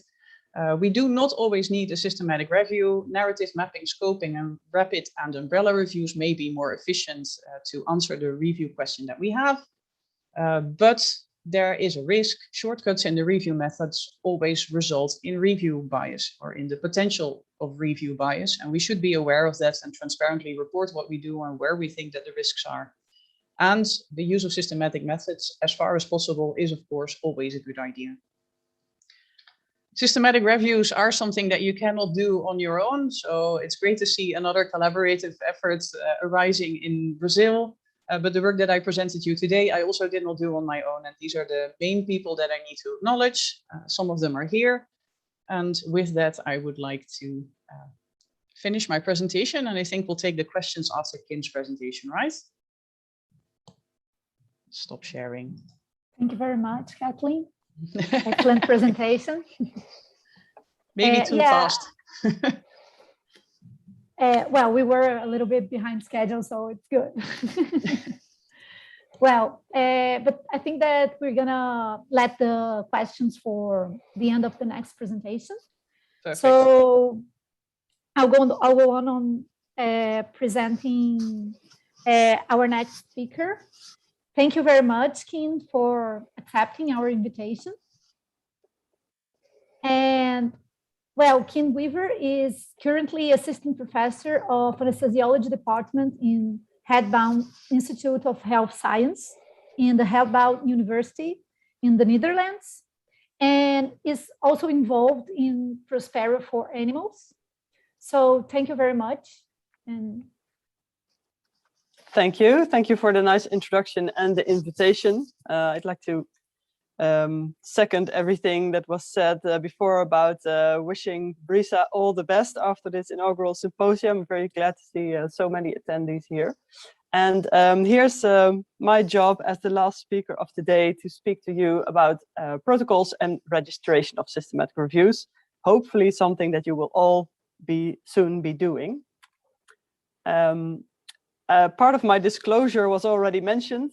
Here's me doing my best Uncle Sam impression, because I'm a pre-registration enthusiastic, bordering on fanatic. and I'm involved indeed in Prospero for animals and also in preclinicaltrials.eu for primary animal studies. So a lot of the examples that you will see in a moment are coming from there. Also trying to highlight some other initiatives that are going around, but maybe a bit biased in this way, just so you know. So I'd like to start for a moment to think about why we're here in this specific lecture about pre-registration. And here is some of the rationale behind that. So this is data on the number of systematic reviews of animal studies being published each year. And this was from a paper by my colleague at Circle at the time, Judith van Luik, in 2014, who said that the number of systematic reviews and meta-analyses of animal studies is increasing a lot. Well, is it really the case? It's going from 5 in 2005 to 30 in 2012. So maybe that's not so dramatic, but let's update it a bit with some unpublished data of our Prospero registry, where the protocols for preclinical animal studies come in. We've seen a quite big increase in the registered protocols since the founding of the registry in 2007 up to 2020. And you can see that there were almost 350 protocols registered at the end of 2020, and now I think we're closer to 700. So there is a lot of activity in the field of preclinical systematic reviews. If we compare this a little bit to a graph from the clinical side of things, from a paper by John Ioannidis et al., actually he tracked the production of systematic reviews in clinical trials from the 1980s. But of course, in preclinical field, we have only just begun. So we're more here in this area, but you can see here what our future will look like, right? We're going to go up to like a couple of tens of thousands reviews per year published, hopefully, because yeah, that's good news, right? Because systematic reviews, very powerful tool to synthesize research evidence, you'd say. Unfortunately, there is also a side note, especially in John Ioannidis' paper. The quality of systematic reviews is not really increasing at the same rate of the production of systematic reviews. So the title of this paper is actually The Mass Production of Redundant, Misleading, and Conflicted Systematic Reviews Clinically. That sounds a bit harsh. Let's hope we're not going to have the same problem in the preclinical side of things. But he found that a lot of reviews in clinical fields were actually fundamentally flawed. We don't have any such brutal data on preclinical systematic reviews, although we did have, in the same paper of Judith van Luik in 2014, a scoring of the risk of bias assessments that preclinical reviews did, which was at the time not really great. And a high percentage of reviews did not do any risk of bias assessment, for instance. And far more recently, Victoria Hunneford and the group of Manoj Lalou and colleagues looked at the reporting quality of preclinical systematic reviews, and there were also quite some points for improvement. So here you see a snippet of the results of this paper, where you can see that, for instance, in reporting of the methodology of the reviews, a lot of details were still missing from many of these reviews. So in describing methods to, for instance, assess publication bias, or reporting the number of reviewers extracting data, etc. So if we want to stay where we are regarded now, at the top of the evidence pyramid with our systematic reviews, we'd better make sure that the quality is up to scratch, right? Otherwise, this is going to, the top of this pyramid is going to crumble.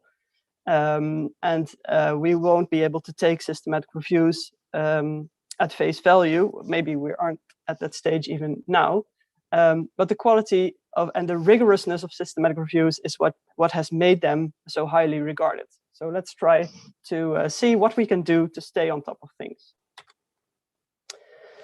So that brings me to a bit of a psychological why. So why is actually the quality of systematic reviews sometimes not optimal? And that's, in my mind, it boils down to the fact that scientists are humans too. So we know when we assess the quality of primary studies that we find that scientists are prone to seeing patterns that don't exist, which give them all types of cognitive biases. They are forgetful, so they forget to write down their methods, or they have forgotten how they did things and therefore don't put it in. Things can go wrong, they're prone to human error, and everyone is sensitive to incentives for attaining a significant result, because we're all working in academics where certain incentives are in place in terms of your career development, etc. So bearing this in mind, and also coming back to what Malcolm said, let's not like get angry and be mad at people who perform suboptimal research, because they don't indeed set out to do this. But let's try to take some measures to help us do our research in the best way that we can. Here's a little list of a number of questionable research practices from a survey by John et al. In 2012. And you can see here a lot of things that we would consider questionable. This was in studies of primary research. Here at the bottom is, for instance, falsifying data, and also the self-admission rate. So in a survey, how many people self-admit to having falsified data somewhere in their career? So luckily, falsifying data is very rare. But what is, for instance, very common is in a paper failing to report all the study's dependent measures, or deciding to collect more data after looking to see if the result is significant. So all of these little things that make the evidence from a paper less robust, but they happen, right? Researchers are very much aware of this. So these are some examples from primary studies, but actually there's quite some overlap and good examples also of things that can go wrong in systematic reviews. And I've listed here a couple of these pitfalls for us. So the first one is duplication, unnecessary duplication of systematic reviews, and having publication bias of your systematic review.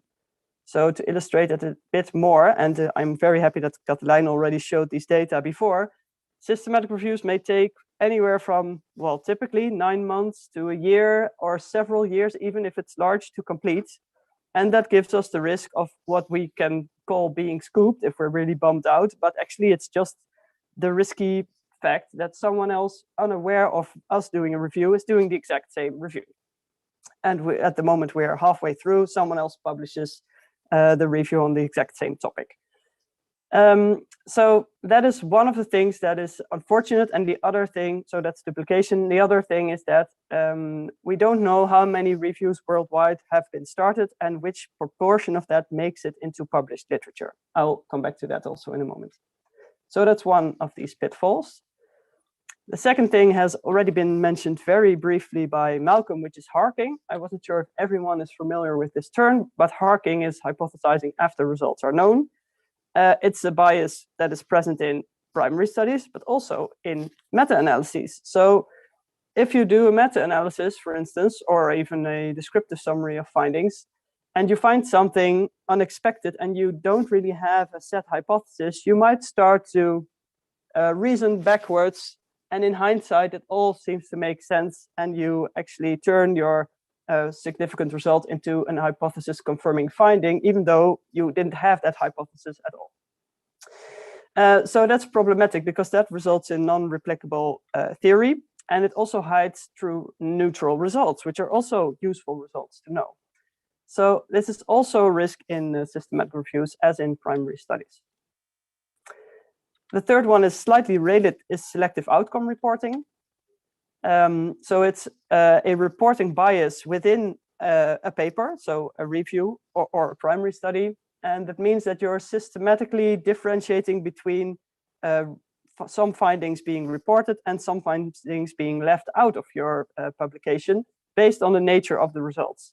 So here you can see in my little figure that I made that this is a neutral pooled result of a meta-analysis, and you think, oh, it's not very interesting because there's no effect. That goes into the bin, and any meta-analysis showing a significant effect of some treatment, for instance, goes into the publication.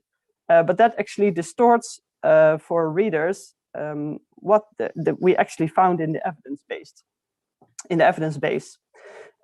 So if you don't record which outcomes you're actually interested in your systematic review, this is maybe a risk that you're facing because of your preference for a certain outcome. You're biased into reporting some findings and not other And the fourth thing that I'd like to highlight is other places where you can unintentionally introduce bias in your review process. So if we have, this topic is actually quite broad. There's a lot of points in the systematic review. So you might feel like systematic reviews are so systematic that they're quite rigorous by themselves, but actually it's there are several places where you could introduce a bias as a reviewer. And I'd advise you all to check out ROBIS, the risk of bias tool for systematic reviews, if you want, or perhaps the critical appraisal tool for SRs by EFSA. And it has a lot of examples and will tell you exactly if I would be reviewing your review, what I would be paying attention to. So some examples are, for instance, your eligibility criteria, your inclusion and exclusion criteria. Are they actually unambiguous, or are they subjective a bit and open to interpretation? How many people are actually performing in an exclusion, and are they doing that in the same way?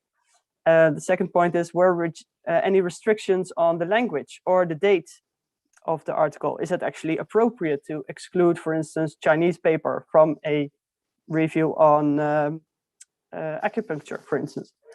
What are you doing to minimize efforts in data, minimize errors in data extraction? Are you doing it single or in duplicate? And the same for risk of bias assessments according to certain criteria, and how many people are, for instance, involved in that. So in a lot of steps of the systematic review, you could unintentionally bias the process so that the review gives you the result that you expect. And that is something, of course, that we don't want. So what we're basically saying is that with a pre-registration, we try to avoid building the plane as we fly. So we try to make sure that we instead plan ahead so that we know what we're going to do. We're working in a review team. We're all on the same page, and that will give us a much better way to a much better basis for our review, basically. So how can pre-registration help in all these different situations? Well, what we're actually doing, of course, is we prevent changing the research methodology in hindsight by recording it a priori and making it open so that everyone can read what we set out to do. So that is important for primary studies and also for meta-research. You might consider registration versus publication, just as a side note. So you can use registries like Prospero or Open Science Framework. You could also publish your protocol in, for instance, a journal that does registered reports, where you also then later on can publish your final review. BMJ Open Science, for instance, does that. Systematic Reviews also does that. So there's actually multiple ways of making your protocol known to the world. And Prospero for clinical systematic reviews has been around since 2011. And since 2017, we've also erected Prospero for animal studies. So the effects of writing a protocol and registering it is, for instance, that you try to avoid duplication by first searching in the database or in multiple databases if someone is already doing your review. And by putting your own review record there, you show to other people that you are already working on this. So that should hopefully reduce research waste in terms of unplanned duplications of reviews. We can also track planned SRs and see where they went. So which proportion or which type of review actually leads to a publication. And that gives us some insight in the publication bias of systematic reviews. To try to counteract harking, we ask everyone to plan and record their hypothesis before they start, right? So that you don't go back and say, oh, no, actually, my hypothesis was this or that. You have your hypothesis planned, and you tailor your whole review methodology to get the correct and truthful answer to this hypothesis. To prevent selective outcome reporting, you plan and record your outcomes. That sounds very logical. It's also a bit related, but it does help a lot also in being a bit selective and not having like tens of like 20 outcomes, which is just maybe a bit too much to handle. And lastly, you create awareness of each step of the protocol and which data have to be there and which methodology you have to set up, and record these methods so that you prevent bias in the review process. So how do we actually go about it more in a... Kim, yeah. Sorry to interrupt. Sorry, you have 5 more minutes, okay? Yeah, that's fine. I'm completely confused about the timings because I started much later, but thanks for letting me know. So we have 2 flavors of protocol guidelines that I'd like to show to you. So one is the protocol format tailored to animal studies by Rob de Vries and the rest of our group. You can find it here in the link over the slides. There's also Prisma P, the reporting guidelines for systematic review protocols. There's a lot of overlap, but you can have a look at either of them. The first one, the De Vries paper, was actually the basis for the form that you would find if you go to Prospero for Animals, which would be my go-to place, of course, because I've worked so hard for a number of years already on this. The major upside of Prospero is that it's an actual registry, so you can search in all the fields in a protocol and find out if a protocol on your topic already exists. People will be able to do the same while searching for your topic. We also have guidance on the website on how to go through the completion of the forms, a little video and a lot of other guidance as well. Be sure to get there on time. So when we say a priori, we mean a priori. So don't try to register your protocol later than the stage of full text screening. So do it before you start data extraction. Otherwise, you're still doing stuff in hindsight, which is not recommended. And you will record a lot of different aspects of your methodology. So what is actually your review question? What are the inclusion criteria and exclusion criteria for all the PICO elements? What data are you going to extract, and what are your primary outcomes and maybe secondary outcomes? And what are you doing in terms of methods for risk of bias assessment and data synthesis, and a lot more. So you see here, there's field 28, but it's not yet done. So it is a bit of work, but we find that people really benefit from going through this process. Of course, also search for records to see if someone else is doing a review on your topic already. And just to summarize in view of time, the take-home messages: systematic reviews, a very powerful tool, but not immune to bias or flaws. And pre-registration will help you avoid unnecessary duplication, plan ahead and set the goals for your review, and also optimize the review team's expertise. So you might find for some topics that you are not yet sure how to do it, and no one on your team knows this. So that might be a good clue to get some expertise from another person involved. Agree on the methodology so that not different people are doing different things in the review process, and avoid bias and allow others also to assess the quality of your review, and reviewers will later highly appreciate that. So I really like this slide. Here you see the number of registered protocols across the world. So everyone right now from Brazil should be very proud. You are the #1 country with the most registered Prospero protocols for animal studies already. So keep up the good work. And if you want to know more or need to contact me because the time for questions is too short, here you can find our website and our contact details. And these are the acknowledgements. Thanks Prospero admin team who have been reviewing all the records registered right now for the last 4 years, and all these other people. And yeah, I'm not sure what we're going to do about the questions. Let's hear about that from the hosts. Thank you. Thank you very much, Kim. We have some questions here in the chat. I'm not sure, maybe we can open the microphones for you doing the questions, or I can read it. So, Ana Carla, do you wanna do your question, or maybe I can read it? Yeah, oh, you can see me. That's nice.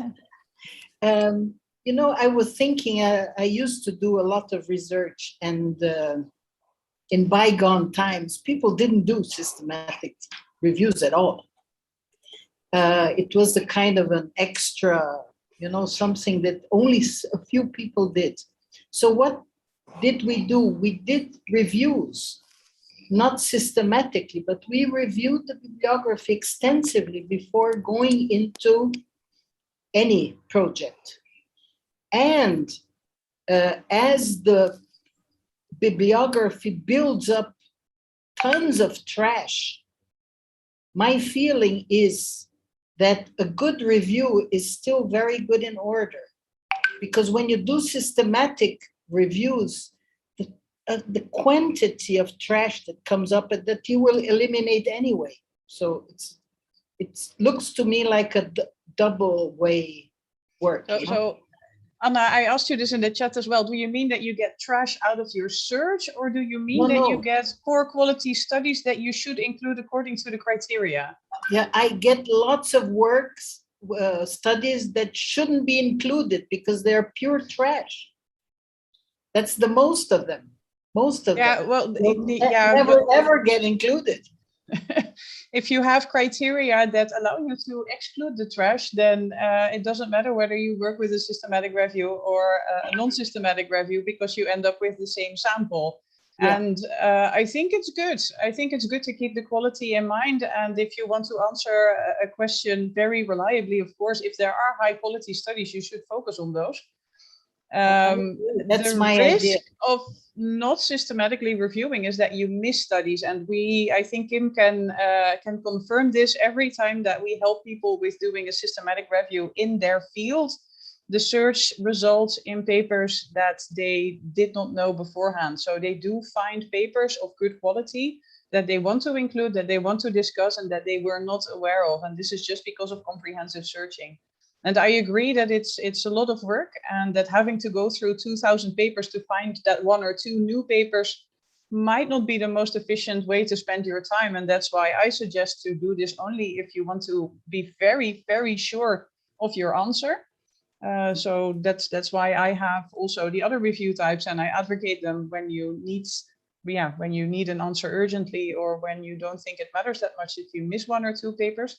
But it is something that we see all over. We hear people that do their first systematic review and that have been working in a field for 10 or 12 years. Like, I did not know that these authors worked on this. I've never seen this before.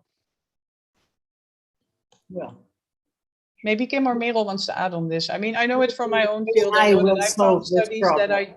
Sorry? Maybe AI will solve this problem.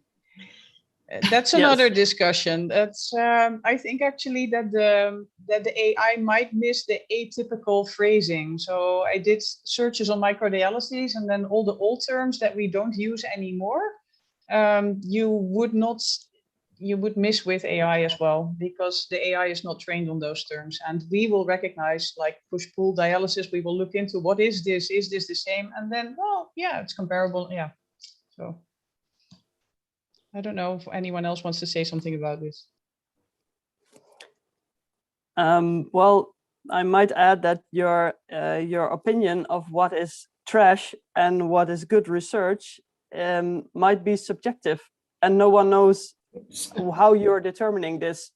So if you systematically show that you think this proportion of studies is trash and this proportion is good, that's maybe more informative than not reviewing what you consider to be trash from the start, if you see what I mean.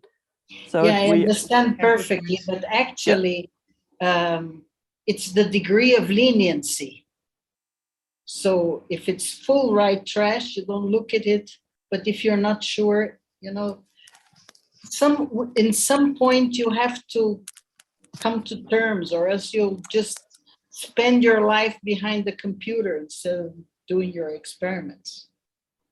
I'm not sure about the best solution. Perhaps it's specific for the area you work in. Some areas you need more, others perhaps less. I'm really not sure about it.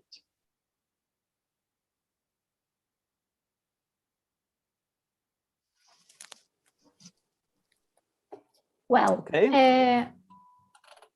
Sorry?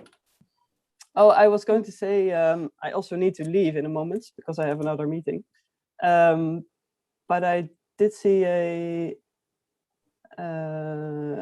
one, at least specifically, a question specifically directed at me from Adriano, who asks if there should be any constraints before submitting a protocol focused on data from cell lines.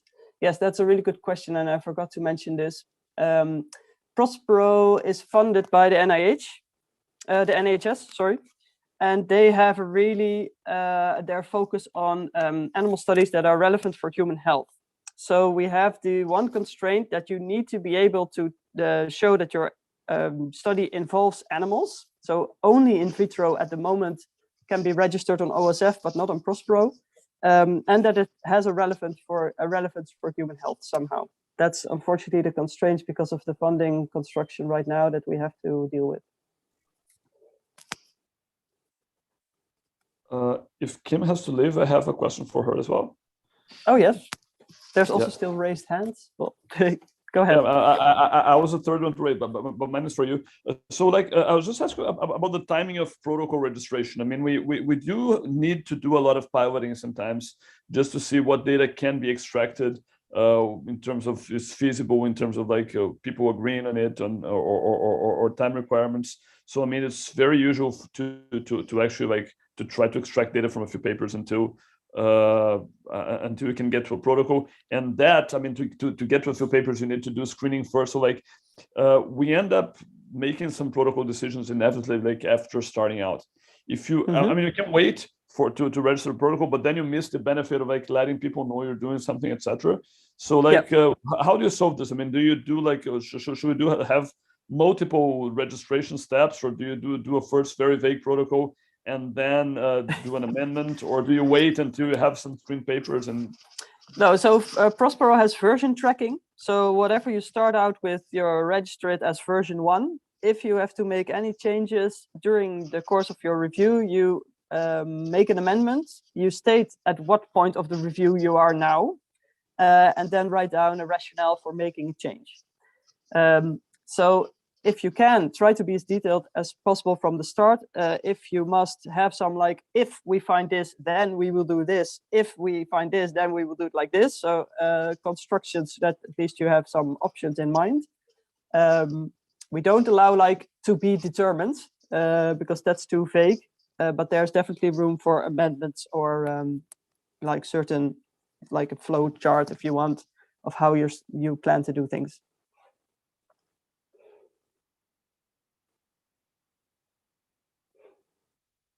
Well, I don't know if maybe Flavia, she had put a question in the chat. Do you want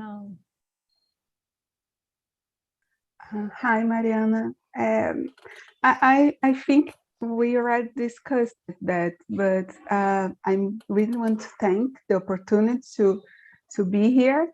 And I think about bringing more systematic review to my post-graduation program. And I would like to about that with the PhDs and masters. So I just need this little confirm that, yes, it's a good idea. So it's really grateful to be here. Thank you. You're welcome. Yeah, so maybe good to repeat your question briefly. Yeah? So your question was whether all... Well, okay, no. Yeah, whether all PhD students should start their PhD, or all students maybe, to take it even wider, should start their projects with some kind of systematic literature review. And I responded in the chat that I think it's a great idea, and thank you for asking that question. I really think it's something that we can discuss with all of us, and I would be curious to hear what Kim and Merel have to say about this. I would personally say it depends a bit on the size of the field. So if you're in a very new topic, then a systematic review may not make much sense. And mainly you can do then a mapping review of a wider field to get the relevant information, the relevant backgrounds. But yeah, I'm looking forward to what Merel and Kim want to say. Kim first, if she has to leave. Kim, go ahead. Well, I'm not really against doing a full systematic review of a small field, because the finding that there is no evidence in your field is fine. And then you're also not burdened with risks of bias assessments and things, because maybe we had 2 of those, I think, where the conclusion of the authors was that there is no evidence on a certain topic, or there are no animal models for a certain disease. So yeah, I don't see really a problem with educating people about the full process and trying, unless they're really their question is such that they only want to do mapping or scoping. So that comes back to Katelijn's presentation of what the purpose of your review is. I would agree there, and I would like to ask if these empty reviews, which is an issue in general, but this is a different question, and I still want to hear Merel's opinion on the subject as well. But did they manage to publish the empty reviews? I did, not in the first journal I tried, because there they didn't understand me when I said that this was relevant. Don't know where it went afterwards, but it's somewhere. And the other one, I'm not sure. I think it was a narcolepsy review, but I'd have to look that up. Okay, I'd be interested in the references because I expect this question at some stage. Yes. I'm very sorry, but I really have to leave. If there are any additional questions, feel free to email me at any point. And well, I wish you all a very good day. Thanks. Thank you very much. Bye. Bye. Yeah, to continue on that question, I think I would be in favor that every PhD student would do a systematic review. And maybe it can be done at the beginning of a systematic review because there's always time pressure. But then at least every PhD student could do it in the end. And then a new PhD student could start with all the information from the previous PhD students. And so we can build on to all the evidence that is already out there. So I would really be in favor.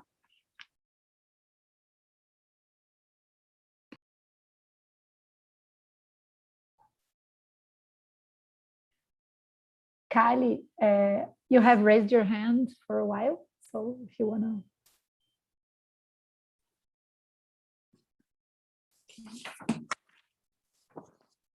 Hello, good morning. I'm Caliandra. I'm a collaborating researcher and a graduation program in health science and technology from University of Brasilia. Our molecular pathology group has dedicated to publishing studies on genetics and doing clinical trials, investigations in the hospital for polymorphism. And before we actually do anything, we have published many reviews on depression, diabetes, cancer, and polymorphisms in these areas. We have before anything that goes, we do a systematic review to know how is the polymorphism reaction in different populations, the gaps in the studies. And we use a system to analyze the qualities of these articles by groups. And we are delighted by this initiative. And the group is very, very interesting in participating in BRISA.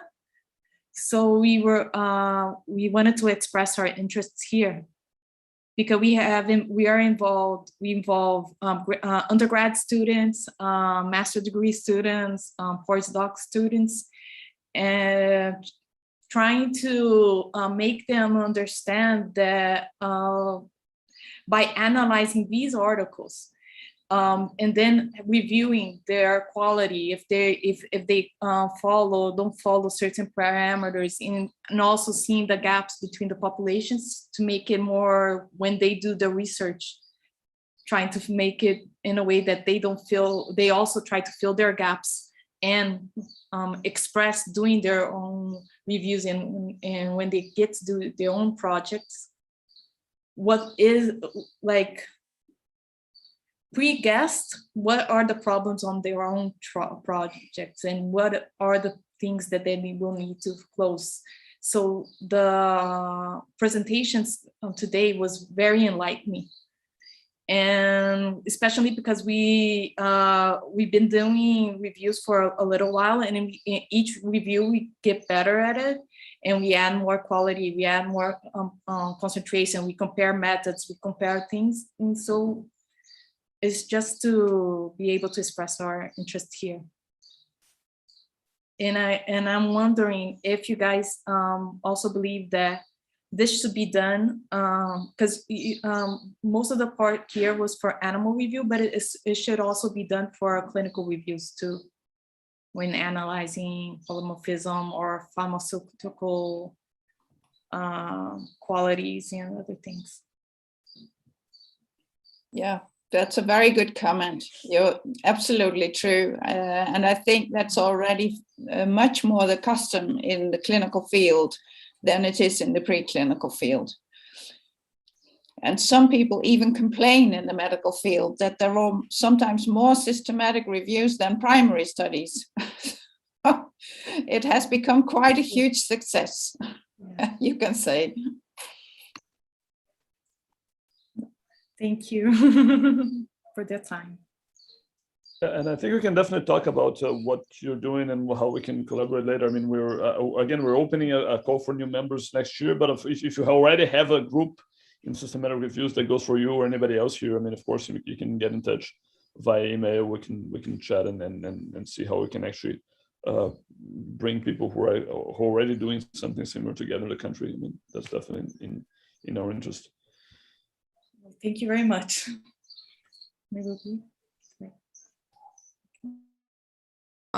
If I could ask a question, I received one in chat in Portuguese, so I could translate it for Antonio. And he says, well, he thanks the event and the talks, and he's asking, well, there are various elements of classification when we are performing a risk of bias assessment, so assessing the quality of a report or the experiment itself. And he asks if, what do you think about statistical power and as a criterion, and also maybe using that as actually a criteria for inclusion in the systematic review. And I would just want to add one question of mine to that, because I got asked this question a lot. Well, in clinical systematic reviews, it's common to have, for example, an inclusion criteria that says, well, we're going only to include studies that are randomized and are blinded, for example. And that doesn't happen as often in the preclinical area. And my guess is, of course, it's related with the quantity of studies that we have or do not have registered as they have in clinical trials, and also the number of studies that we have that actually are blinded and randomized. But I would actually want to hear your opinion about that. Shall I take that, Merel? Yeah. Yeah, go ahead. I teach randomization, so I'm really very interested in randomization and everything that surrounds it. I think that there are reasons for having differences between animal and human systematic reviews. So in human systematic reviews, I can very well see if you have sufficient randomized clinical trials, randomized blinded, then you should focus on those because the risk of bias there is lower. If an animal study is not randomized, it does not necessarily mean that there is a risk of bias. And this may come as a surprise, and I don't see Malcolm here anymore. I would actually really like to hear his opinion on this. But what I teach my students is that if you cannot blind for whatever reason, and sometimes you cannot blind your animal studies, then it may be preferable to not randomize and to use another strategy to counterbalance your outcomes. So proper counterbalancing with ABBA schemes or with Latin square designs will actually result in more homogeneous groups than randomization. So the main advantage of randomization then would be if you are blinding your studies, because randomization is not predictable and these ABBA schemes and Latin square designs are somewhat predictable. Even if you keep it blind, you know which animals are in the same groups, and you can predict that at least relatively easily. And you may start treating them differently then. But if you cannot blind for whatever reason, these strategies may be preferable. The risk of bias then may also be low. So we do not describe this well enough as laboratory animal scientists. If you look at laboratory animal primary study papers, the randomization is often not described very well. People say that they randomly pick a rat from a box, but that is not actually random because the first one you pick is less anxious and less fast than the last one you pick. So there are quite a few issues that are different between animal and human studies, which is also why I don't think for animal systematic reviews, we should copy the entire approach of the Cochrane, which is otherwise fantastic for randomized clinical trials. If we limit our inclusion to properly conducted studies, allowing for Latin square designs and counterbalancing, we will end up with a higher quality review with less risk of bias of the overall result. So our overall result will be more reliable. However, our power will become very low because I don't think we will have enough studies to include. So this is another reason to allow for that. And this is a general problem, of course, in everything we currently do. I think the same is the problem with statistical power. I would love to include only adequately powered studies. I have done for some systematic reviews an analysis of how often statistical power was reported. And this is also very disappointing. So you do not, we first have to educate people. I think this is a fantastic approach that we can try out in maybe 2 or 3 decades. Yeah. Does that answer your question well enough, Alana? Yeah, of course. More than it. I agree. So I think we can go on now and pass the word to Gabriel.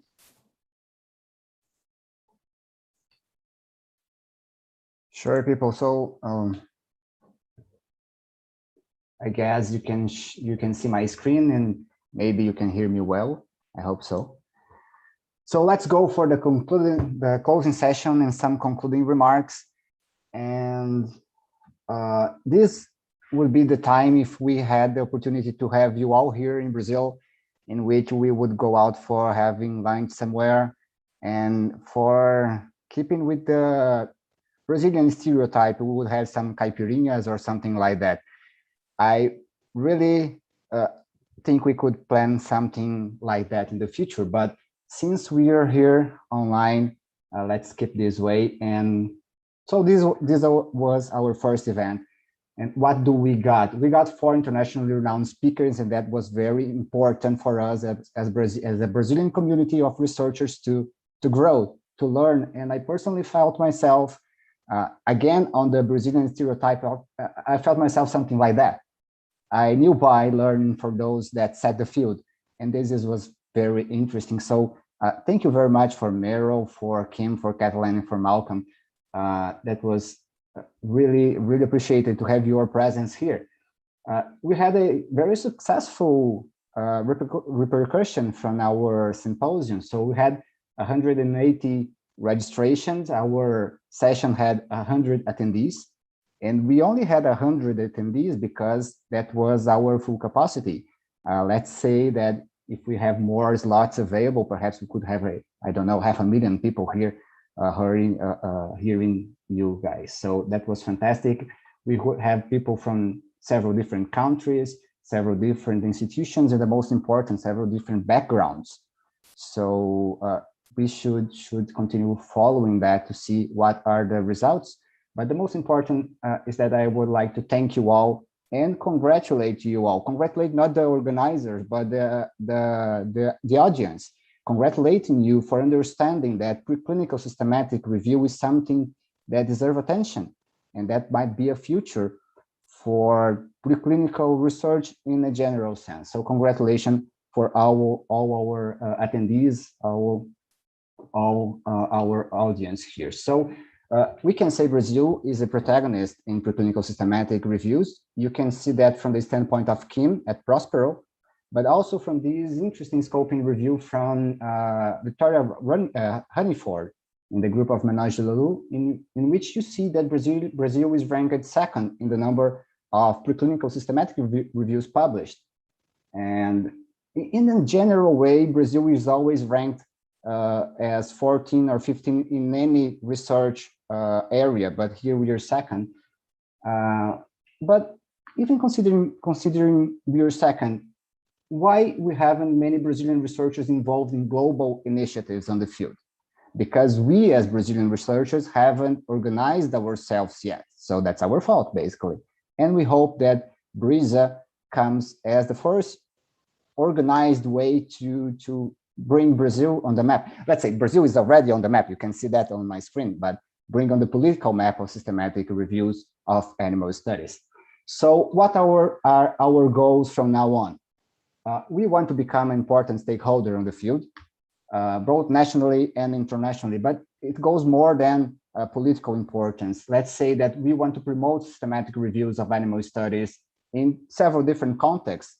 I want people using it to promote good translational science when that is possible, to promote and to use preclinical systematic reviews as a matter of ethics in animal research, and also to use that in the field of reproducibility in preclinical science. We should understand that BRISA comes out of the Brazilian Reproducibility Initiative, so that's a major goal. And also, perhaps the most important thing, we want to support and assist Brazilian researchers on the field. How do we achieve these goals? The answer is pretty straightforward, right? We have to publish as many systematic reviews as possible. Is that right? If you agree with me, you are wrong. And if you don't understand why you're wrong, perhaps that's time to reconsider things. We're not on the situation in which we need to publish more and more, but publish better and better.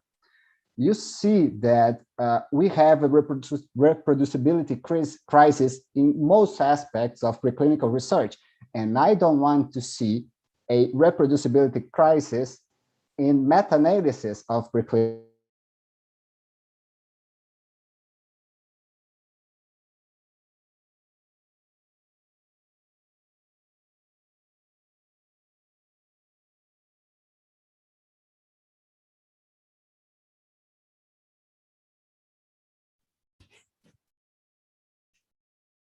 Did he?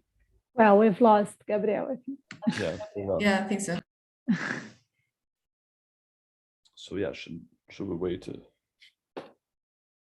a few seconds, see if you can... Wait and cross our fingers. Yeah, I can try to reach him elsewhere.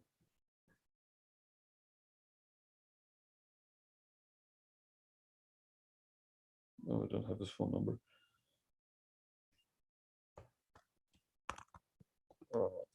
I mean, if it doesn't show up, we can definitely step in and Yeah, pick up from there. yeah. Alana, do you want to? I mean, I can. Yeah, I guess just to finish what Gabriel was saying is that we're focused in quality here, so also improving the quality of analysis. We have seen, well, as Kim has brilliantly said. Oh, so I am back. It seems that you lost me. Okay. And I don't know where you lost me. I was very much enthusiastic here, speaking out loud to myself for a while. There was some publish or perish slide, and yeah, there. Oh, so there you go. So yeah. I guess one important goal is to assure that we grow the field of preclinical systematic reviews in our country in a very responsible way, and that people that undergo our training are able to understand when and how to publish or to perform before publishing, obviously, when to perform a systematic review of preclinical studies. So they should be reasonable and feasible from any possible and different aspect. In this sense, we should say that any other stakeholder in the field, and let's say Circle, Comrades, and August are the most important ones, they should hear from us consistently, because we will knock your door to help for assistance and for collaborations every here and there. I can say that I still have my Circle mug from my trainings there, and I'm still waiting for Comrades and August mugs, and I can say that we will send you some BRISA mugs as soon as we have them available. And as soon as the dollar to Brazilian currency exchange ratio decreases, because that will cost almost a car to send you a mug. And what are our next steps? So, as I mentioned before, we want to invest more than publishing to training people on preclinical systematic reviews in a very collaborative way.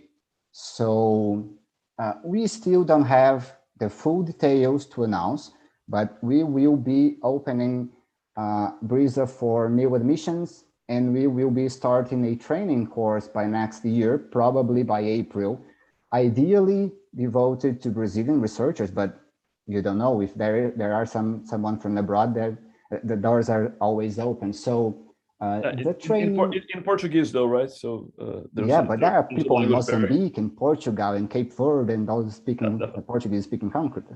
Well, and anyone willing to speak to learn Portuguese is welcome as well. But let's say things will work in the following format. We will have a first part based on a theoretical training, several classes, everything completely online because, you know, we're still in a pandemic. But the most important thing, we have a second part in which we will select out of the attendees in the first part, some preclinical systematic review ideas. You can submit your idea, you can submit your research proposal, and we will work on it as a group. Let's say we will select people to help you on your systematic review. So we will go through the course in order to develop a field project in a very collaborative way. So we want to grow in a way to develop Brazilian researchers in the field and to have these systematic reviews as the output of our training course. So as I mentioned before, we don't know yet and we don't have yet the full details, but please keep an eye open to our social networks because that will be announced as soon as possible. And with that, I want just say thank you very much for all our lecturers, to all our attendees, because I do think this was a very nice way to inaugurate BRISA as the new research collaboration for systematic reviews in Brazil. So thank you very much, everyone. And so let's congratulate you all. Thank you very much. Yes, and definitely get in touch if you're interested in something else, especially if you, I mean, again, coming back to Kale's point, I mean, if you're already doing some work in this area and you want to get in touch, I think, I mean, of course, we're holding our call for new members and training program, etc. But like for people, groups already working with this, we want to know who you are and what you're doing, and maybe see how we can mutually help each other.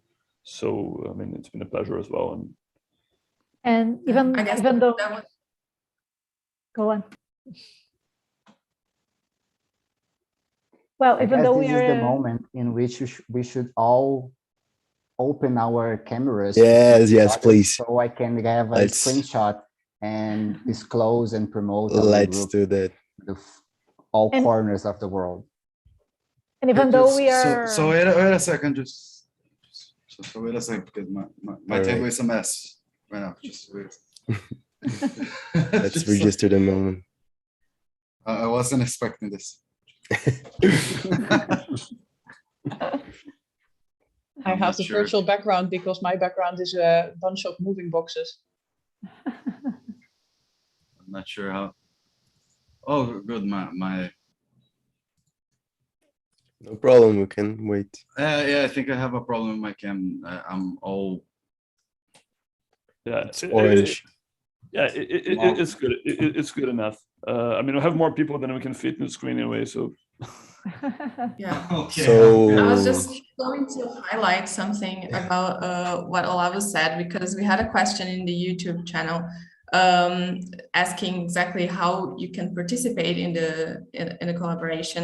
And I guess Olavo answered that briefly, but just summing up here, we'll have a course coming up in the beginning of next year. So if you don't have experience in systematic reviews and you want to learn, and after you learn with the course, you can also put forward your own idea, so it can be a joint project in BRISA, and you could also participate in projects that other people put forward.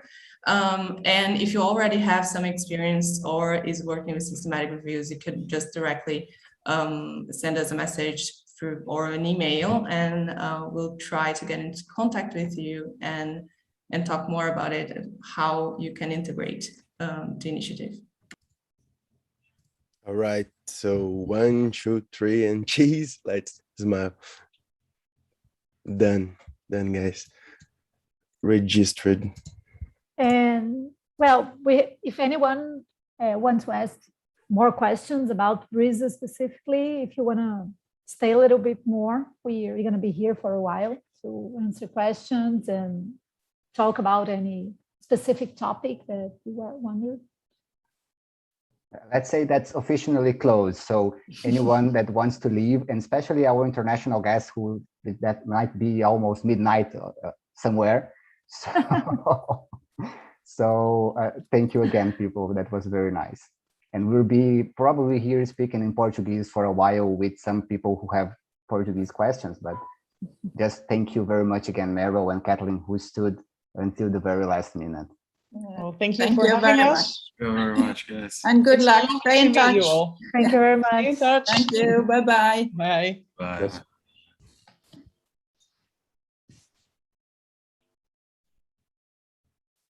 Muito bom, pessoal. Agora, eu imagino que estamos os falantes de português aqui. Então, se alguém tiver alguma pergunta mais prática sobre o BRISA, ou alguma consideração, ou qualquer coisa que vocês queiram perguntar, a gente pode falar Gente, a mais. Eu posso encerrar a transmissão ou vocês querem esperar mais um pouquinho? Posso? Acho que pode encerrar, então. Acho que